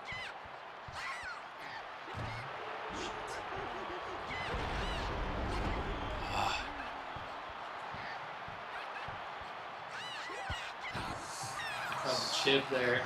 Come on. Let's go. Half time. Oh. No, it's good. All right. 3-2. Respectable. Respectable. Come on, Ingerland, score some fucking goals. Is that you? Ingerland? What is that? That's like a meme way of saying England. Oh, okay. Sorry. Speaking of Hotline merch, I hit you up a while ago doing some screen printing skateboards. Is this something you want to pick back up? Potentially, yeah. Send us another message. Couple two trees says my ideas always go ignored. Not sure what he's talking about. Oh, TNT cheese head foam hat. When? It's a good idea. Yeah, we got a cheese head in Wisconsin. What color But you would it left be? it. You left it back. There was no room for it. I bought it for $30. 17 minutes left for the full kit Hotline jersey potential. There's, What are you doing? yeah, if they let me put the send your receipt to this address and put it in the Twitch chat, and you'll be eligible to get a full kit. Where'd I put it? Full kit Hotline TNT jersey. What other giveaways you been doing today? We did some test presses. Nice. We did a cartwheel, the Japanese obi strip. Nice. I do have one Shaq t-shirt, which I know people are gonna want, so I'm saving Yeah. that for I want a true spike in Yeah. sales for that one. Wait, can I just sell my personal things? I really need to get rid of some shoes, and I have so many pairs of shoes, and I need to get rid of them. I gotta eat my food. I'm good. Okay. Yeah. Okay. Let me slide over. Yeah. All right. I don't like this setup. I'll use those. I'll use those. Okay. I'm not gonna argue. So, I'm not a Switch girl. What do I do? I'm trying to figure that out too. All right. Do you want to just rematch, or do you care what players you are? I don't care. Okay. Yeah, we can rematch. I just don't know the controls. So you like move around with this? The left one. Yeah, and then I think this is shoot. B. I think this is pass. Okay. I want to say wants this to- is like tackle. Okay. But I also have just been hitting the wrong buttons like most of the last game because it's set up differently than on the I'll cube. just fuck around. All right. What number am I? You Am I are one or two? You're 2. And Maddie, my shoe size, I'm a 7. The best shoe size. You switch teams now. Get Yeah. the fuck out. Alright. Oi. It takes nothing for me to. That takes nothing. How do I tackle? Shit, I thought I was fucking Luigi again. What the fuck? Yeah, bitch. Gold, bitch. Josh, bite her. Slide down a little bit. I'm in him. Oh, not the him. Aw, you're distracting me, Will. No, get out. Yes, that's. Oh. Yes, yes. Fuck you, bitch. Ah. There's no out of bounds. You're crazy. Am I controlling the goalie too? They don't want to get banned. What? No storage door. Oh, I'm sorry. Oh, sorry. No, it's just good. Not me. You're not cussing. I'm trying not to cuss. I think I did. Isn't it no ghost September? No, it's no slang September. Oh, yeah. 3 miles. Oh. What the heck are you doing? Get out of here. What am I doing? What am I... Get out of here. I'm just pressing buttons. No. That's Yes. I hated that. That's so not fair. That's not fair. What's not fair about it? Because I just like never played this game before, So? and I just don't think it's fair. Well, you scored. Stop. It's not cool. It's really effed up. Yes. Ooh. Oh shit. What the?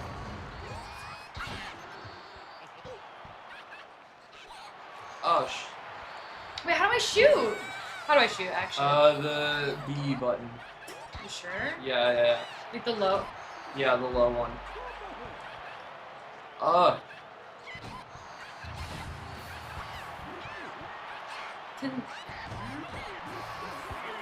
That's it. Boy. No. Uh-oh, No. Yeah. That's so- Super strike. Here we go. So sexist. Yeah. There's a reason I didn't do that against Will. Yeah, what was that versus about? Glam you got. Can you do what that means? Guys, don't do that again. That's so. I didn't get it. What do you mean you didn't get it? I know, and it like, it. But you tried. I tried, but I didn't. I failed. How do you even do that? See, like, You, I would love to know. you have to do it with Luigi because he's your captain. Get out of here. Get out of here. Get out of here. Okay, well, when I. Oh. Get out! Get out! Get out! So angry. This is like how I am in the soccer field too. I'm like, get out of my way. You're nothing but a little character in a video game.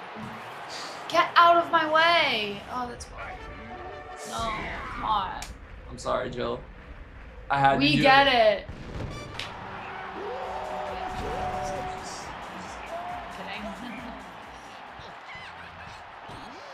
Ooh, go!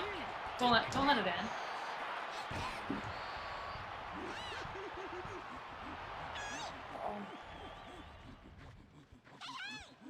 That's so crazy. He's just like, you can do it. You can do it. It's fine. You don't need to play the. No, I was trying to figure out how to chip the ball. I was like, I don't think there's a lob pass button. There is a way to do it. Why? I think why. Like, yeah. Can I run fast? I'm thrown by these controls. Ay. Get out of here. Where's the ball?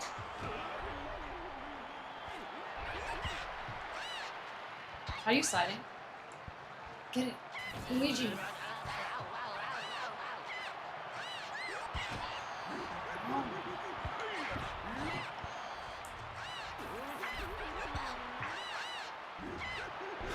Whoa!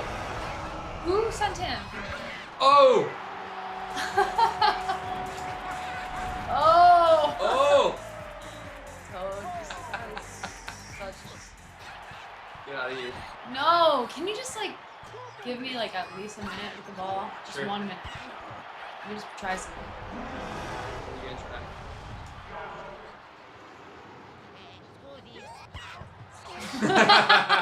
Let me just try this. Let me just try Let me this. try this goal.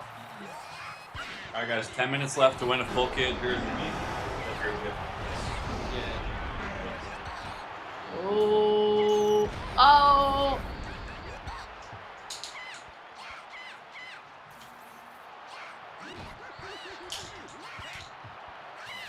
Well, I still want to make that like alien goalkeeper one. Should. We got more time to play. Yeah. Why? How is that happening? Oh, I see what's Oh, going it's 6-1. Who's? Jill's winning. Okay. He's jokingly asking. He's like, Nice shot, Jill. Let me see if I can come back. no, that's You have so like rude. 7 seconds. I got this. Give me the shot. Oh, sorry. Let me shoot it. What the heck? I'm getting destroyed. It's so not white. This is not representing This is not a me. reflection. This is not representing me well. I'm very good at most things. You let me win. I did not. I'm not. And I'll see how it goes when I'll be in the Alright. Who won the game between you two? He did, but just by one. Okay, so It was close. It was close. maybe Will and I have to play each other then. Sure. At another Jill, time. you scored first. Like there was something there. There's a precedent, yeah. But that was You just didn't have the stamina. when I didn't know what was going on. True. It was an accident. I didn't even know I scored. Caden says we're so back. Da-da-da-da-da. Nothing interesting. 6 viewers. 6 on viewers Instagram. on Insta. What's up with that? Damn, I dude. think- Everyone hates me. No, it's not like that. There's a lot of viewers on Twitch. People just dip in and out. Is it football or soccer? I've actually had such a debate about this. Yeah, We're in America. I go back It's and forth soccer. because I feel like if you're talking with like a British person, they're just like won't take you seriously if you say soccer. But at the same time, it's You like don't want to be that is our appropriate. culture. Yeah, right. Yeah, exactly. You probably interact with those people all the time. Yeah, British footies. yeah, Lads. bunch of lads. Oh, Why do you guys get to play at the pool field? Nah, Let's this switch it up. one's lame. It's all Who about, is that? It's all about the grass fields. Who's that for? that's me. Of course you're playing that for. Oh, I cannot. How do those come out? Oh, I think I'm understanding this more live. Watch. Come on. Is there a way to sprint? Oh wait, yeah, I got it. What? There is? Yeah. The Is it right R? trigger. Yeah.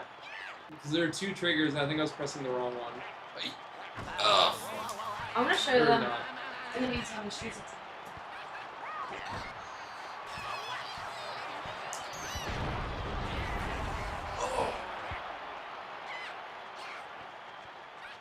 Oh, let's get down a little bit. Oh yeah, my B. No, you're good. Oh, sorry. You're good. All right, I'm back. Yeah, I wasn't quite ready, but it's fine. All right, I can let you have one. 6 minutes. 6 minutes left on the full kit giveaway. Email your receipt to hotlinetntx@gmail.com, and I will put your name in a hat.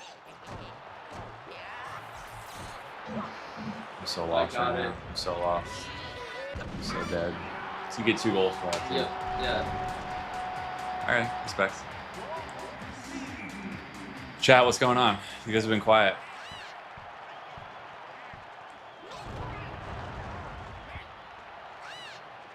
Maybe they don't like Mario Is Strikers. this ready to come out? Oh my god, hey! What's up? What's... Have you ever seen anything like this? No. Isn't he so cute? He's so cute. Just You got- woke him up? Just got a bath today. Oh my god. Are he and Josh friends? Yeah, they're getting there. Oh, Hey Oh, guys. shit. that was Joe. What do you guys think about my cat? How much do you think it cost me to get this thing? You're gonna be surprised by the answer. If you get the answer right, I'll send you my pair of shoes for free. How do you decide what songs to play at shows?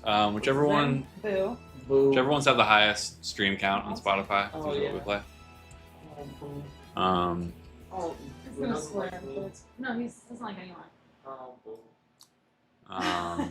can you dunk? No, I've dunked one time in my life, maybe 10 years ago and 50 pounds ago.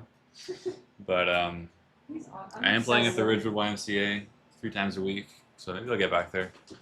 Rockets or Smarties? That's a Canadian question. Someone said cat, $20. They probably think you're joking around. What? No, she's serious. She wants real guesses. I want real guesses. I don't think anyone will get it. 4 minutes left. Let me drop the link one more time. Let's finish our game though. All right. Yeah. That's what this.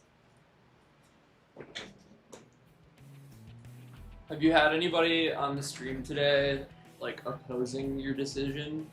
I've had some people that are, questioning it, kind of chiming in with like, Apple supports the idea, stuff like that. Like, why are you still on there? Yeah. A lot of whataboutism, Yeah. But mostly it's been supportive. Good. 2,000 for the cat. It's closer. Do you know what it is? 700, I think. No. It's less than that. Yeah, well, you feel free It's to like tell a me. random number. I don't like guessing games like this. Less than 800. Alright. I think it was like. Is it like a breed that you were after? He was like $350. That's so cheap for something like that. Something like I've been looking into. I've been obsessed with Persian cats my whole life. I see. I think there's nothing cuter than them. I think they're adorable. And they just chill all day. They're so. I don't think you got it. But my dude is stunned. There we go. There you go. Ooh, I think Fuck Spotify. I only listen to mini discs and 8 tracks now. A Hell lot of jokers in the chat. I get it. Pitch Perfect. I see you guys. I love LSG555. Thanks for being here. Well, the boys are circling each other a little bit. Boo's fully awake now. I woke him up. He did. But he's happy. I think Oh, he's. sorry. Oh, We're back. Well, Oh, okay. Okay. He's making biscuits. How long have you had Boo? I've had him since 2018. Okay. I adopted him when he was 2 years old. Oh. The groomer today, Will, was like, asked me how old he was, and I said, I think 8. I'm not sure. I miscalculated, but he was like, oh, he seems a lot older because of how his like demeanor and how skinny he is. Like he's got like an old man vibe, which I like, but I just don't want him to be that old. I don't want him to die in his Me either. What is Bowser doing? Oh. Dude. Amazing keeper. No.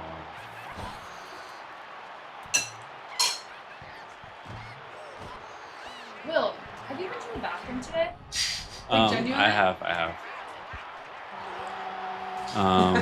was just thinking about taking a shower, and I thought, I've never been to the bathroom.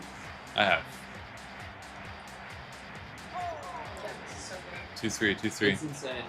It's my favorite. Yeah. I'm glad you got to try it. And they're cheap. Yeah, I was very surprised.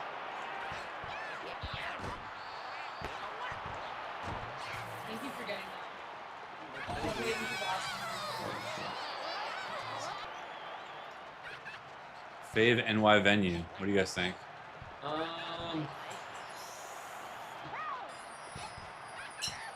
That's a great question. I mean, I love. TBI. I love TVI. I love TVI. I haven't been there in a while, honestly.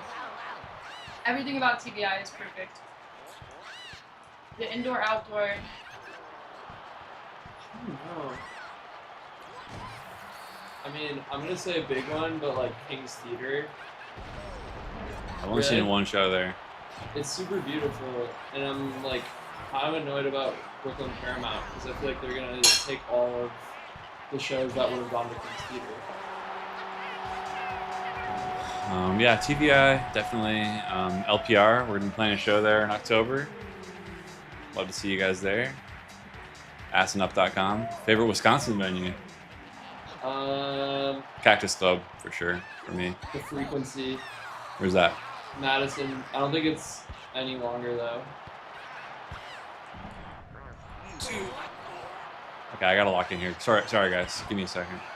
High Noon Saloon in Madison was good, too. I saw Fools there, like, and there's, like, fucking nobody there. Back in 2013. Sudden death. Fucking hell. Alright, respectable.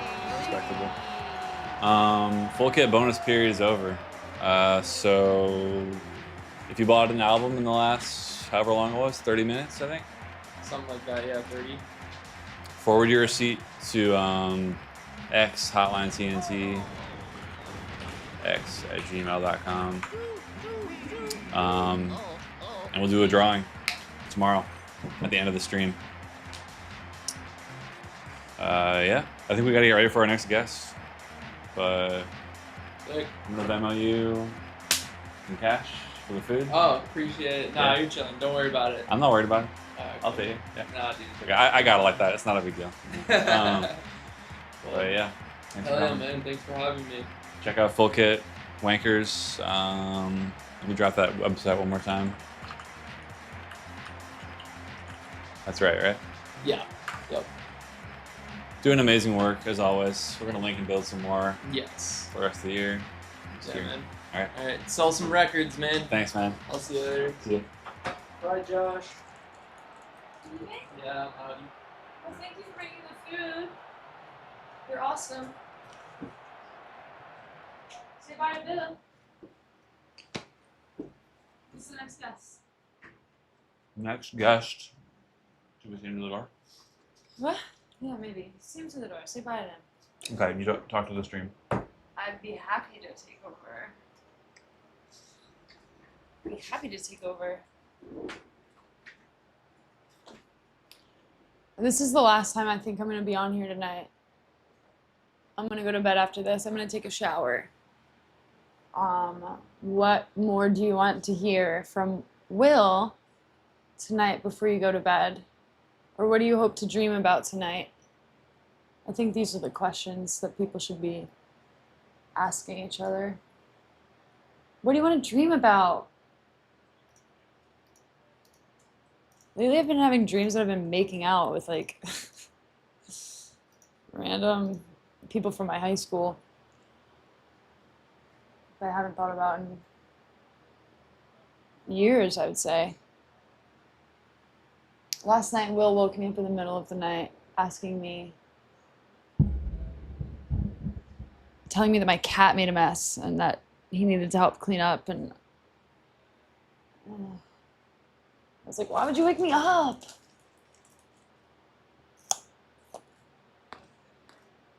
I don't know how to interpret those dreams. It kind of scares me to think about it too much. It's like deeply disturbing to have dreams about someone you haven't seen in years or even thought about, and you like had an intimate moment with them. I don't like the way it makes me feel.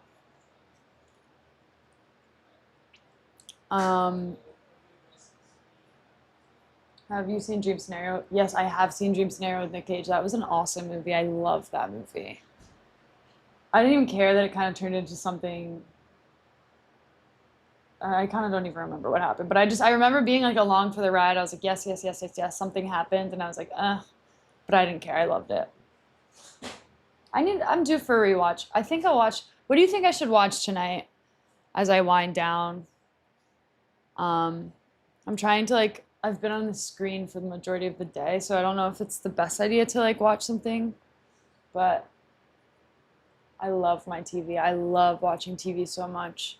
I think that's like my vice. Sometimes it's drinking for people, smoking. For me, it's the television, baby. I can't stop watching that shit. The new Alien series is pretty sick. Really?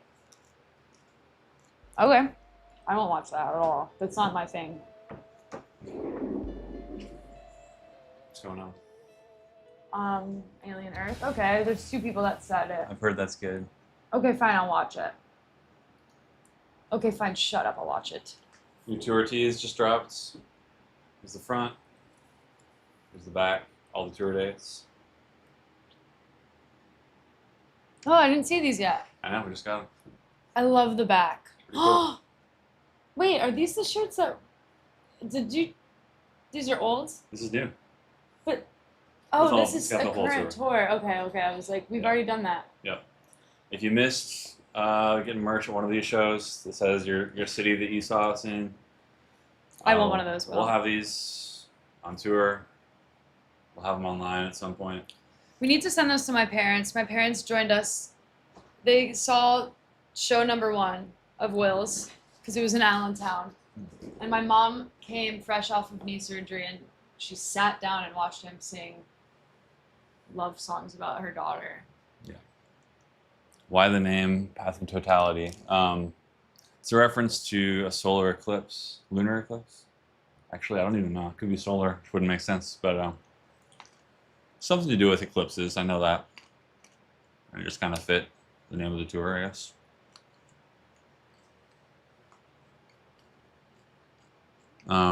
Who's up next? Why are we 11:30. not seeing every single chat? YouTube is going to be over here, but every time I go Just do over here, multi-stream because I like that. okay. I feel like it kind of gets messed up. Okay. They like my I like when people quote me. It's awesome. My wife is watching Serpent Queen right now. It's okay. There was this show that came out in like early 2000s, and I was watching Lost when it was on TV. It was called Surface. There was only 1 season of it, and I would watch it with my mom because we would watch religiously Lost every week, and it was awesome. It was about like this sea creature that, it was like Godzilla kind of with like a serpent. I don't know, but it was canceled after 1 season, and I thought that monster was so cute. Not like any of you asked.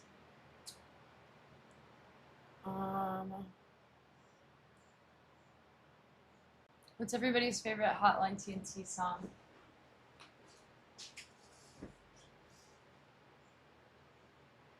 Disco Elysium?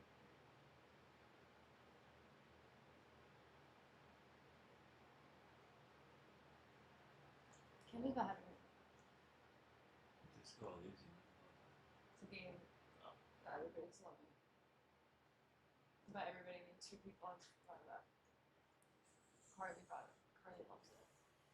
I like this chair, actually. It's nice, right? It's probably better than mine. Carly, I think I got into. See, aren't we missing? Oh, no.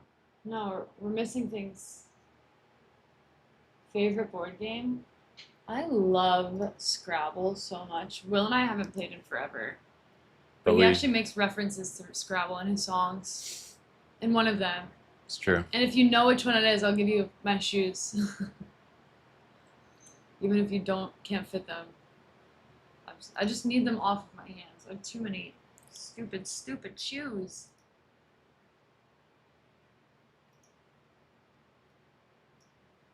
Protocoler, I thought you'd change. Yeah,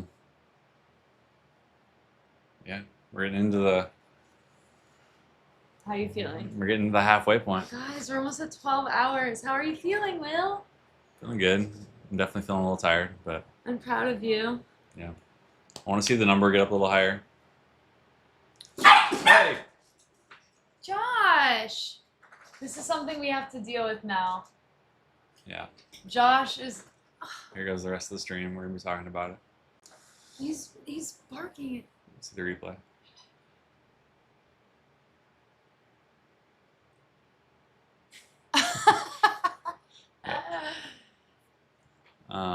I hurt my reactive chihuahua. Yeah, see? It's fine.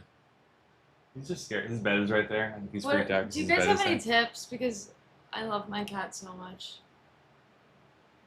But Josh is really territorial over like everything. One of the best nights I've had this summer was playing Monopoly in jail. Nice. Were you in jail while you were playing it? Or What is- up, Alan?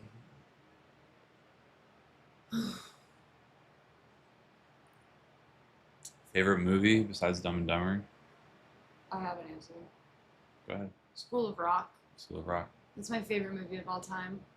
I'm sure you guys love it. Josh, stop. His bed's there. I think that's the issue. Well, what can we do about it? We gotta move the bed. Oh, Oh. yeah. Is it inappropriate to take a shower right now? I don't want to have to like walk by. I'll put on the BRB thing when it's time for you to walk by. Just give me a heads up. Okay. But also, I might be with a guest, so I'll do what I can. I'll cover the camera up. Whatever, I don't care. I could, whatever. Figure something out.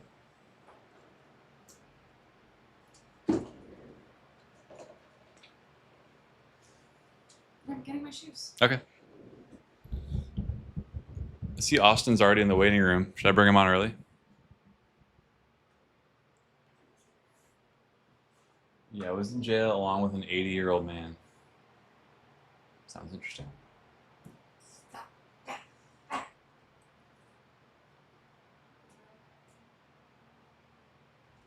No.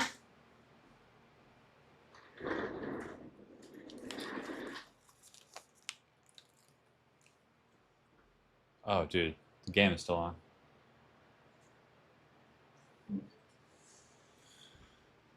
Okay.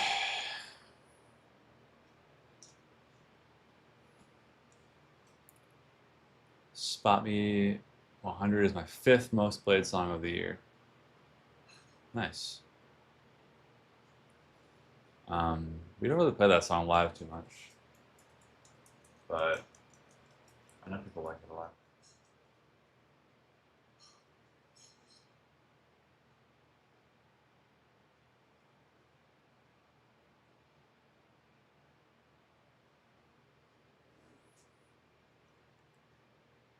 I'm gonna go ahead and try to bring Austin in here. He's in the waiting room. Hopefully I'm not scaring him if I do this, but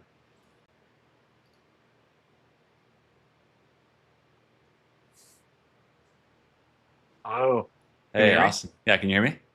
Yeah. What's up? All right. Am I too early? You ready to go? I'm good. I saw you in the We're not waiting live. room. Okay, What? cool. Yeah, I just figured it seemed We are. like We're alive. We there are was alive. some okay, cool.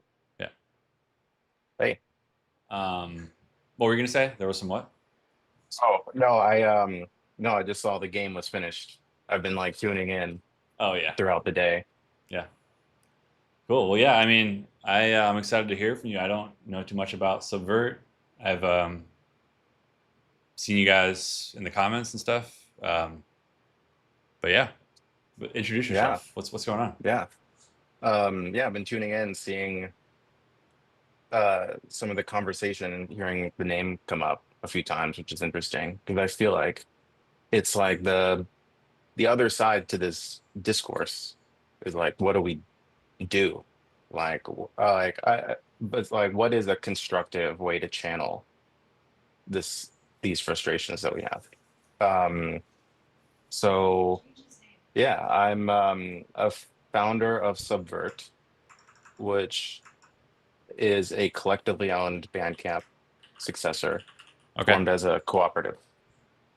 So it's basically a socialized Bandcamp, fully owned by a co-op. Yeah. So That's the simple premise. There's no If you could- asterisk. There's how does that work for music? How does a co-op work for like streaming music, or is it downloading, or both? Or Are you are you a member of a co-op? Are you like, how familiar are you? just, I mean, I shop at a co-op and grocery store back in Minneapolis. I had a member number, but I didn't know too much. Yeah, for someone like me or anyone else who's listening, if you could dumb it down as much as possible to like simplest terms, how would you? Yeah. The first time I heard about co-ops was here in Brooklyn. Someone mentioned the Park Slope Food Co-op, and I had like just never heard of that before. I think this was 2012 or something. Like this idea that a grocery store could be owned by tens of thousands of people. super interesting. Even Yeah. I'm not a member now because I don't live in the neighborhood, but also it has like its own politics to it as well. Like I think now is like a funny kind of like contentious time for the Park Slope Food Co-op. But the idea of like a business that's collectively owned by everyone that uses it or relies on it is interesting. I mean, the economics is basically to serve members. Like that's the fundamental like need uh or like the function that a co-op serves is to meet members' needs. So it's like at like a grocery co-op, that just means food at or like about at cost, like high quality produce, serving the things that the community actually needs. Um, but like a co-op in other contexts, it could be like a retail store owned by its customers, like a worker cooperative that owns like a professional services business, um, or a platform too, which is kind of like a newer idea to like apply an like a older cooperative model to the internet. But yeah, effectively just a business that's owned by the people that rely on it. That could be its customers, workers, or both. Okay. So let's say I'm in. I want to be a co-op member of Subvert. Like what exactly happens? What's the process? Well, we've created a co-op for Subvert that has many different member classes. So there's 4 different ways to become a member of Subvert. One is as a worker, like a worker member of the co-op. So I'm a worker member, and then we have Sean Adams, who's also based in New York, as a worker member. And the requirements we've written to that is working full time for 6 months and being approved by the other workers. Okay. There's also artists and labels, which is free, but it requires an application and being accepted. And that's how artists and members or labels become members of the co-op. So like And a then there's band, this other, Hotline TNT goes through an application yeah, process. yeah. It's like, but it's done with the individual. So it'd be like you, Will, are a member of the co-op, Okay. and any other bandmates that join are also members of the co-op too. So you could manage like multiple different artist pages that way too. Um, and then we have like a supporter membership too.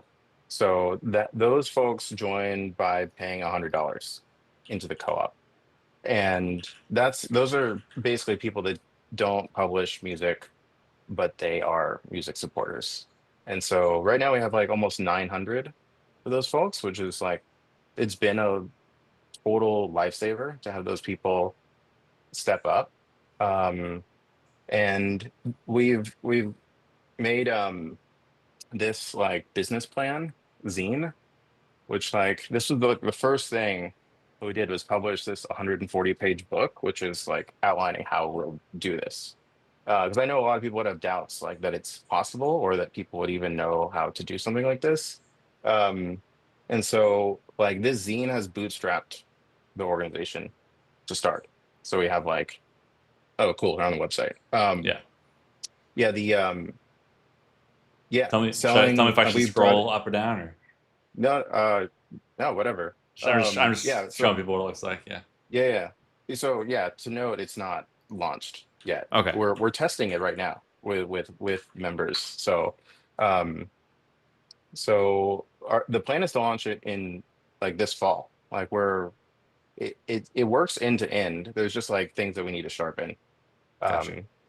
So but yeah, it's been really encouraging to see. And I know you mentioned Liz a few times and Moon Machine. I was just on a panel discussion with her in Montreal a couple weeks ago. Maybe it was 1 week ago. I don't remember. Yeah. But yeah, I think like co-ops to me feel like a central part of what should be a conversation around solutions. And that's like in the last chapter of Moon Machine, that's like specifically listed as one of those. One of the ideas that we should be looking at is cooperative ownership. Um, yeah, what are your thoughts? I mean, you've read the book. Um, what are your thoughts on like where we go from here, or like what would you like to see as like a suite of constructive or things that we can do from here? I mean, yeah, I don't know. I think we're obviously going all in with like selling physical and digital copies that you own of the album, which is kind of like how things used to be. I want to hear more about your kind of why you're different than Bandcamp and why we should be different than Bandcamp, because I think a lot of people, not saying me, point to that as kind of the gold standard of like how things can work. Like everyone thinks it's great. I personally think they get a little bit too much credit. Maybe you agree. Obviously, you're making a successor to Bandcamp. That's the tagline, right? Kind of. Yeah, it's Bandcamp Friday.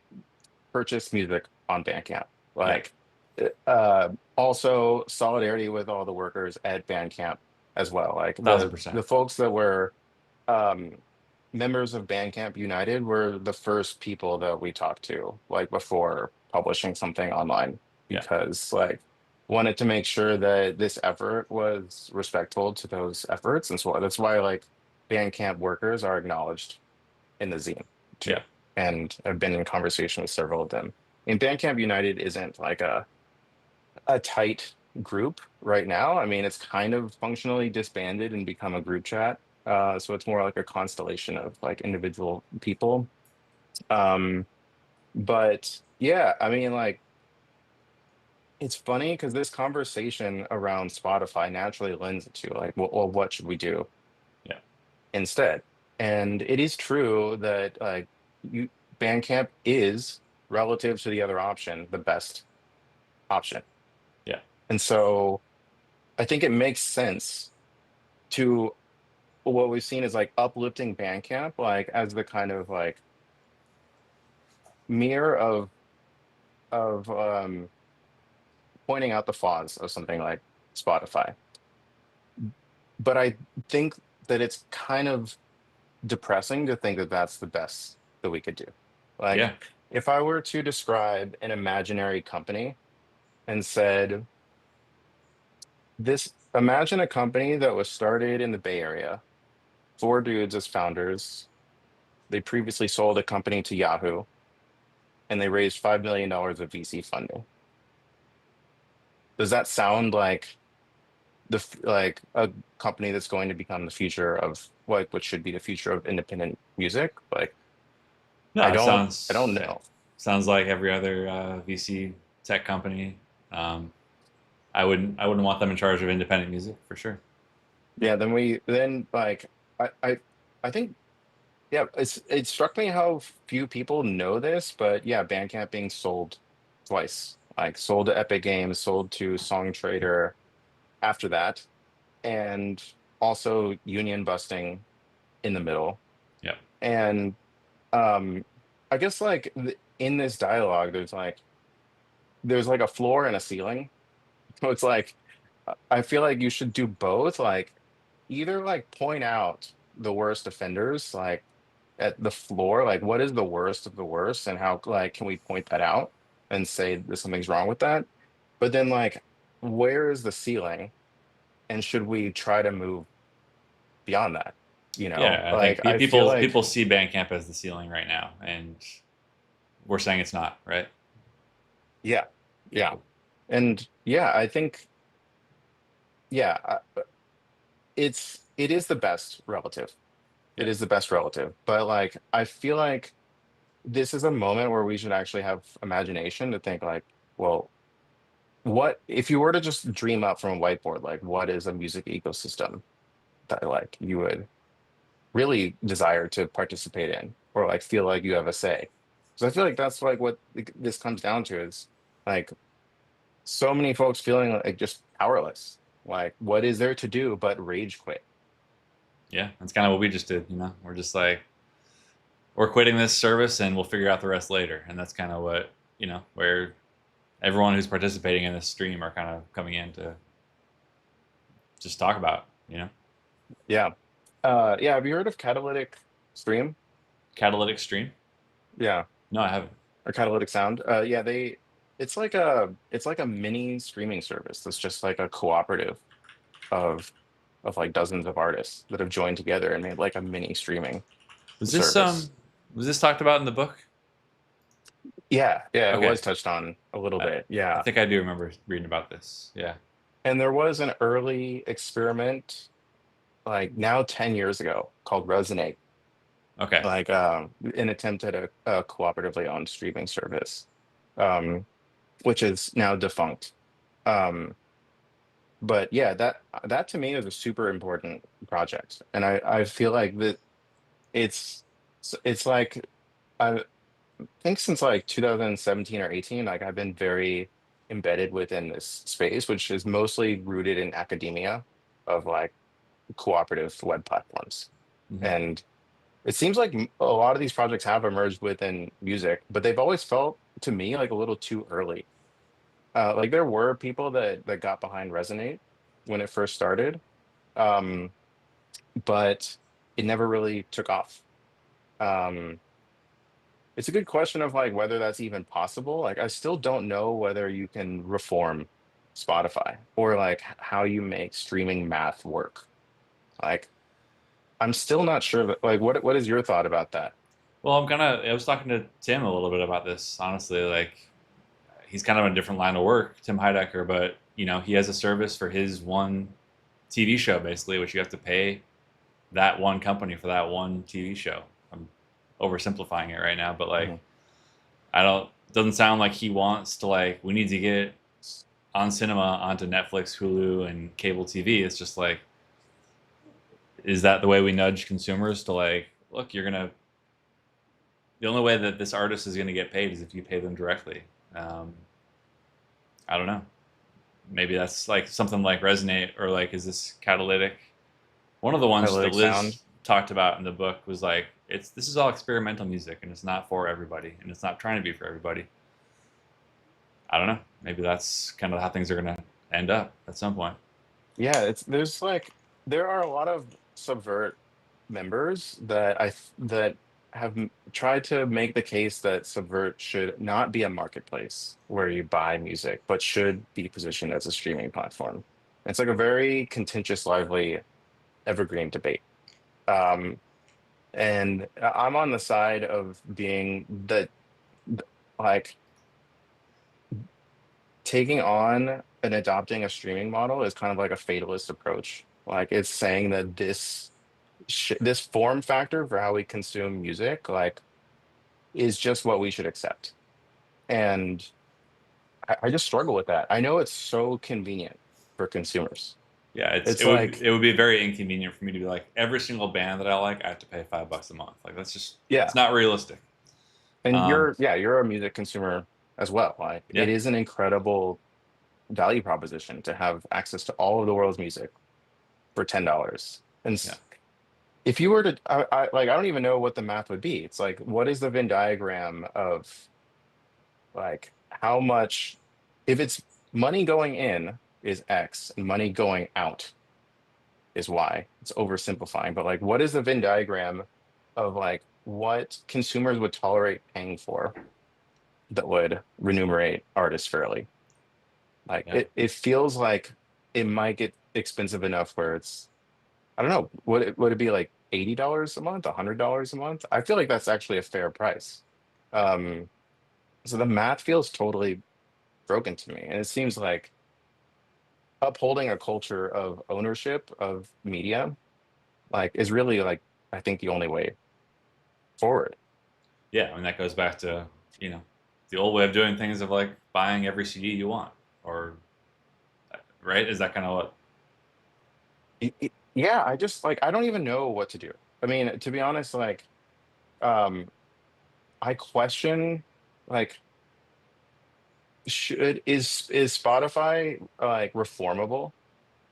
Like, I do you don't, think it is? no, I don't. I personally don't. I mean, I've said this in an interview the other day too. It's like, unless somehow they transparently do a 180 on almost every policy they've been following, I don't see us coming back to the platform. So it might be Yeah. reformable. I don't see myself participating without some serious like radical transformations, which I've given up on. Just, you know. Yeah. In like 2020, I was vocally critical of Bandcamp in a way that I think like rubbed people the wrong way, just because like I just felt like it didn't feel like an equitable standard that like people, there was so much goodwill going to this company, and because it was relative to all their options much better, Yeah. and then they used that and sold it. Yeah, I remember that day. It was like my social media timeline was pretty freaked out and disappointed. Yeah, and there were people that I think were holding out to say like, well, maybe it'll Maybe be Epic okay, Games is gonna be maybe. okay. Yeah, yeah. Come on. Yeah. And I mean, in your experience, like the service hasn't really deteriorated much though. No. Like it's largely the same. I guess I wasn't really following the editorial all along. For me, it was a very base level of like, oh, somebody I know got written up on Bandcamp Daily. Maybe I'll read this. I feel like that took a big hit, but I wouldn't really know because I wasn't super tapped into it. Because I feel like, correct me if I'm wrong, they kind of were the first to go with the layoffs and everything. I think so. I think so. Yeah, and the people that I've talked to, like I will recognize that it's not like the service is totally deteriorated. Yeah. I think folks at labels will say like, oh, the person that I used to talk to was laid off. So like now like the platform fees feel a little more expensive because that level of service isn't there as it used to be. Yeah. But I think like ultimately it's just about this feeling of insecurity. Like I guess the reality is like we just know that we're one press release away from not knowing what's going to happen to the service. Like Bandcamp. Yeah. Like it could be 5 years from now, or it could be tomorrow. When the company's sold again, you mean? Yeah. Or who knows what, you know? Yeah. It's hard to say. And I feel like, yeah, it's a good question for us to ask in this moment. I think of like there is an alignment and Liz has done a really good job of like articulating this like alignment on what to say no to. Yeah. And support for that. But I think like what's interesting to me is this unanswered question of what do we say yes to? Right. Then like what if you were to write down like a set of policies that like an ideal music platform would have, like I feel like that's an interesting conversation that we're not having as much right now. Yeah, and I'd love to see this dialogue shift a bit more to that. Into more of like let's use our imagination a bit more and aim a bit I think higher. so. I think so. Yeah. I mean, like you follow this well. I mean, like when I just see comment threads on Instagram that are like, download Qbuzz or like use this referral link or YouTube Music. It just feels like unsatisfactory to me of what we do. And I mean, like, yeah, honestly, every person commenting like, "Oh, Apple just released a tool. You can just port your playlist right over." I'm like, "Yeah, you can. That's not really what we were trying to get at, but yeah, I understand. Yeah, I agree. It's like I want to aim way higher than that. Like we're not just going to switch to Amazon Music now." Yeah, and it will be interesting to see how many folks make the leap as you've done. Like what's your sense? I'm sure people are coming out and speaking to you. Do you feel like a lot more is people are going to also rage quit? I hope so. Yeah, I think we've definitely had some conversations with people that want to, that either don't feel ready to, or feel like the band needs that publicity of just the ease of access to make a little name recognition happen. There are people who don't have the ability to, like, physically or legally because of their label contracts. But I think I do feel, I get a sense from definitely several bands that we know on a personal level that are kind of like, all right, like I've seen a band like Hotline TNT do this. Like, we're at the same level as Hotline TNT. We can do it too. That's really what my biggest my dream for this little Hmm. rug pull we did last week or whatever it Hmm. was. Yeah, yeah. I think it feels to me like there's just many fronts to have this conversation. Like one is, yeah, how to resist something like Spotify, like how to potentially reform existing companies, organizations, like what to even ask for. There's also, I think, like Liz has done a good job in the book of talking about other fronts like legislative, like ULaw and the like Fair Wage for Musicians Act. Um, and yeah, also just like solidarity based structures as well. Like, but I think like I guess this is why I'm like interested in Subvert is not like that it's a panacea. It's not like there is no catch-all tech solution. Yeah. But it feels to me like it's a little bit under indexed now of like what to build. You know, I feel like we're kind of I've noticed this a bit. It's I think that there's like a um an immune system, like a cultural immune system that like if something comes that looks like tech, it kind of feels like something that feels like a threat sometimes. And so I think like I I don't know, I feel like we should try to resist that some, like approach things with skepticism, 100%. Like ask the hard questions, uh make demands. Um but I also like feel like a culture of choosing what to build feels like something that we Yeah. should all be at least having a conversation around.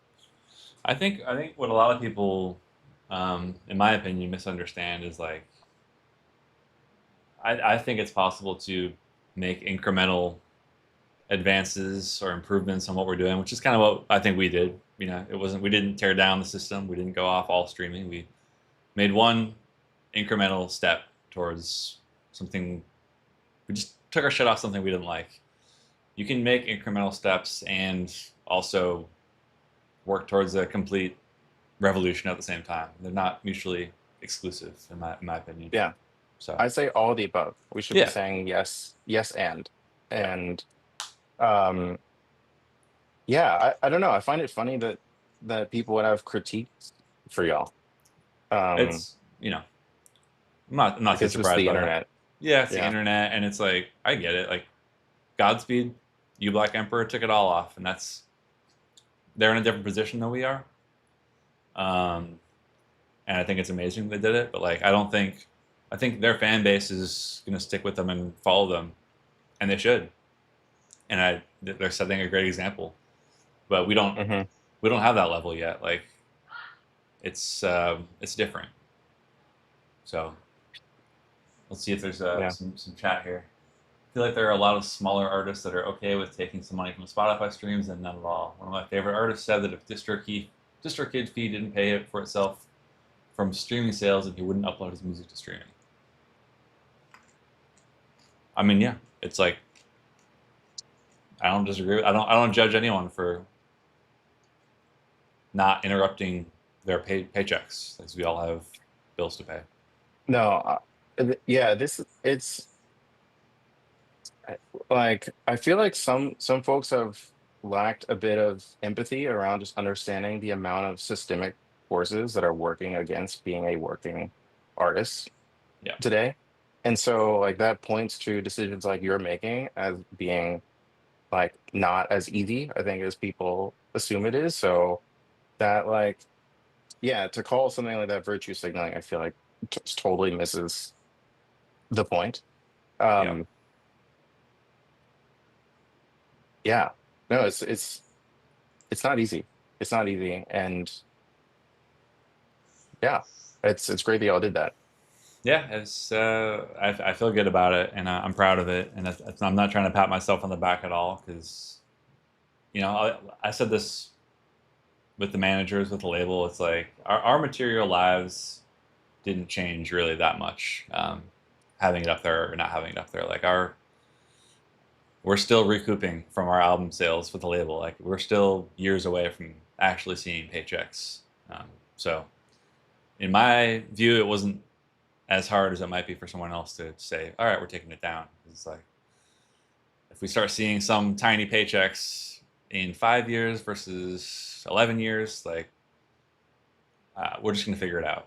Like, that's how I saw it at the time. And still do. Yeah. Well, I did buy the album from Third Man Records. Oh, cool. So I don't know if you're counting those. We'll get a count from them, yeah, in the morning for sure. All I have access to right now is Bandcamp, so that's where I'm keeping the tabs from. But. Well, we don't have too much time left. Could I go deeper into co-ops? You want to go? Yeah. I think every 4 hours the Instagram feed seems to auto shut off, so I think it's going to go down in like 5 minutes. But okay, if you can like explain to me in very simple terms, I think there's people like me that would love to hear what exactly this is. Yeah, I'd love to share just like the bigger vision, I think, of what Subvert is about beyond a tech platform. Are you familiar with Mondragon? It's a cooperative. No. So Mondragon is the world's largest cooperative. It's in the Basque region of Spain. And it's kind of like the blueprint for like the company that we're most inspired by. So it was started in 1956 by a priest, and it's like a company that makes widgets for home appliance manufacturing. And today they have their own bank, they have their own schools, they have a chain of grocery stores, they have a construction company. Like there's basically like an entire region of northern Spain that's organized around community ownership. And I'm actually going on Wednesday to visit Mondragon. To the boss. And yeah, I'm super excited about it. I have like my book, so I'm like digging deep into the lore. But we've been talking about like the aspiration for Subvert as a Mondragon of music. Like, what would a Mondragon of music look like? Like the idea of starting with something small. I feel like the real output of growing Subvert, like a Bandcamp alternative owned by a cooperative, is the more people that actually use this platform, the more that it grows, the more we're growing a self-governing legal entity owned like by a global base of people that participate in independent music. So like that group of people can own this platform, but can also own other things. So like we've outlined in the zine, like what would it look like? Again, just like how Mondragon like has ways to like absorb other companies or like spin out companies that are like all under the same umbrella. To think about, what would a community-owned venue or network of venues look like? A set of professional services. Like the only thing that unites all these businesses are just asking the question, what are needs that the community has? So that's like the bigger vision. Like it's not just a tech platform. In fact, like we don't think of it as a tech solution. Like it's like we're building the co-op. That's like the main thing that's being built. Cool. Well, yeah, I really appreciate you reaching out and hopping on to talk to me and other people I know are interested in this. So yeah. Thank you so much, man. And also, you have good stamina. I mean, you've been going for a long time tonight. We're halfway. You're at the halfway point. So we'll see how many more energy drinks I need to consume to make it to the finish line. But yeah. All right, man. Cool. Well, congrats and thanks, and hope to talk soon. I'll see you at the co-op. All right. Bye. Thank you. All right, I think Instagram is going to go down in like 2 minutes. I'm going to bring Neil on here in a second from Combat Naps. Might go to the bathroom really quick. But yeah, I'll be right back. Stay tuned. Hello from South Dakota, waiting for a hotline to roll through and play Total Drag. Same. I love the Total Drag people. Can I ask how the funding to start the co-op came from? Usually for a company, it would come from investors. Sorry, I missed your comment, but I'll be right back.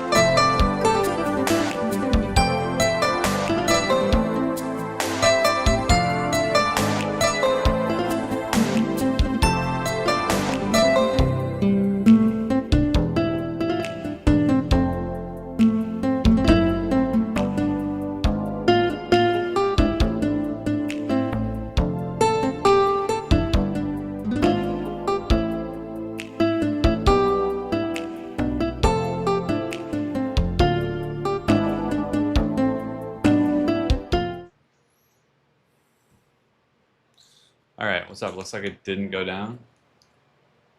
Instagram, you guys still here?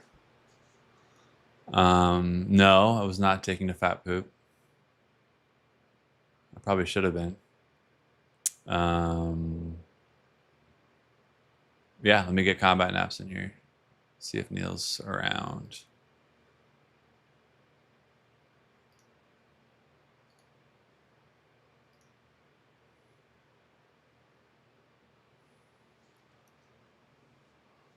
We're talking about NFL.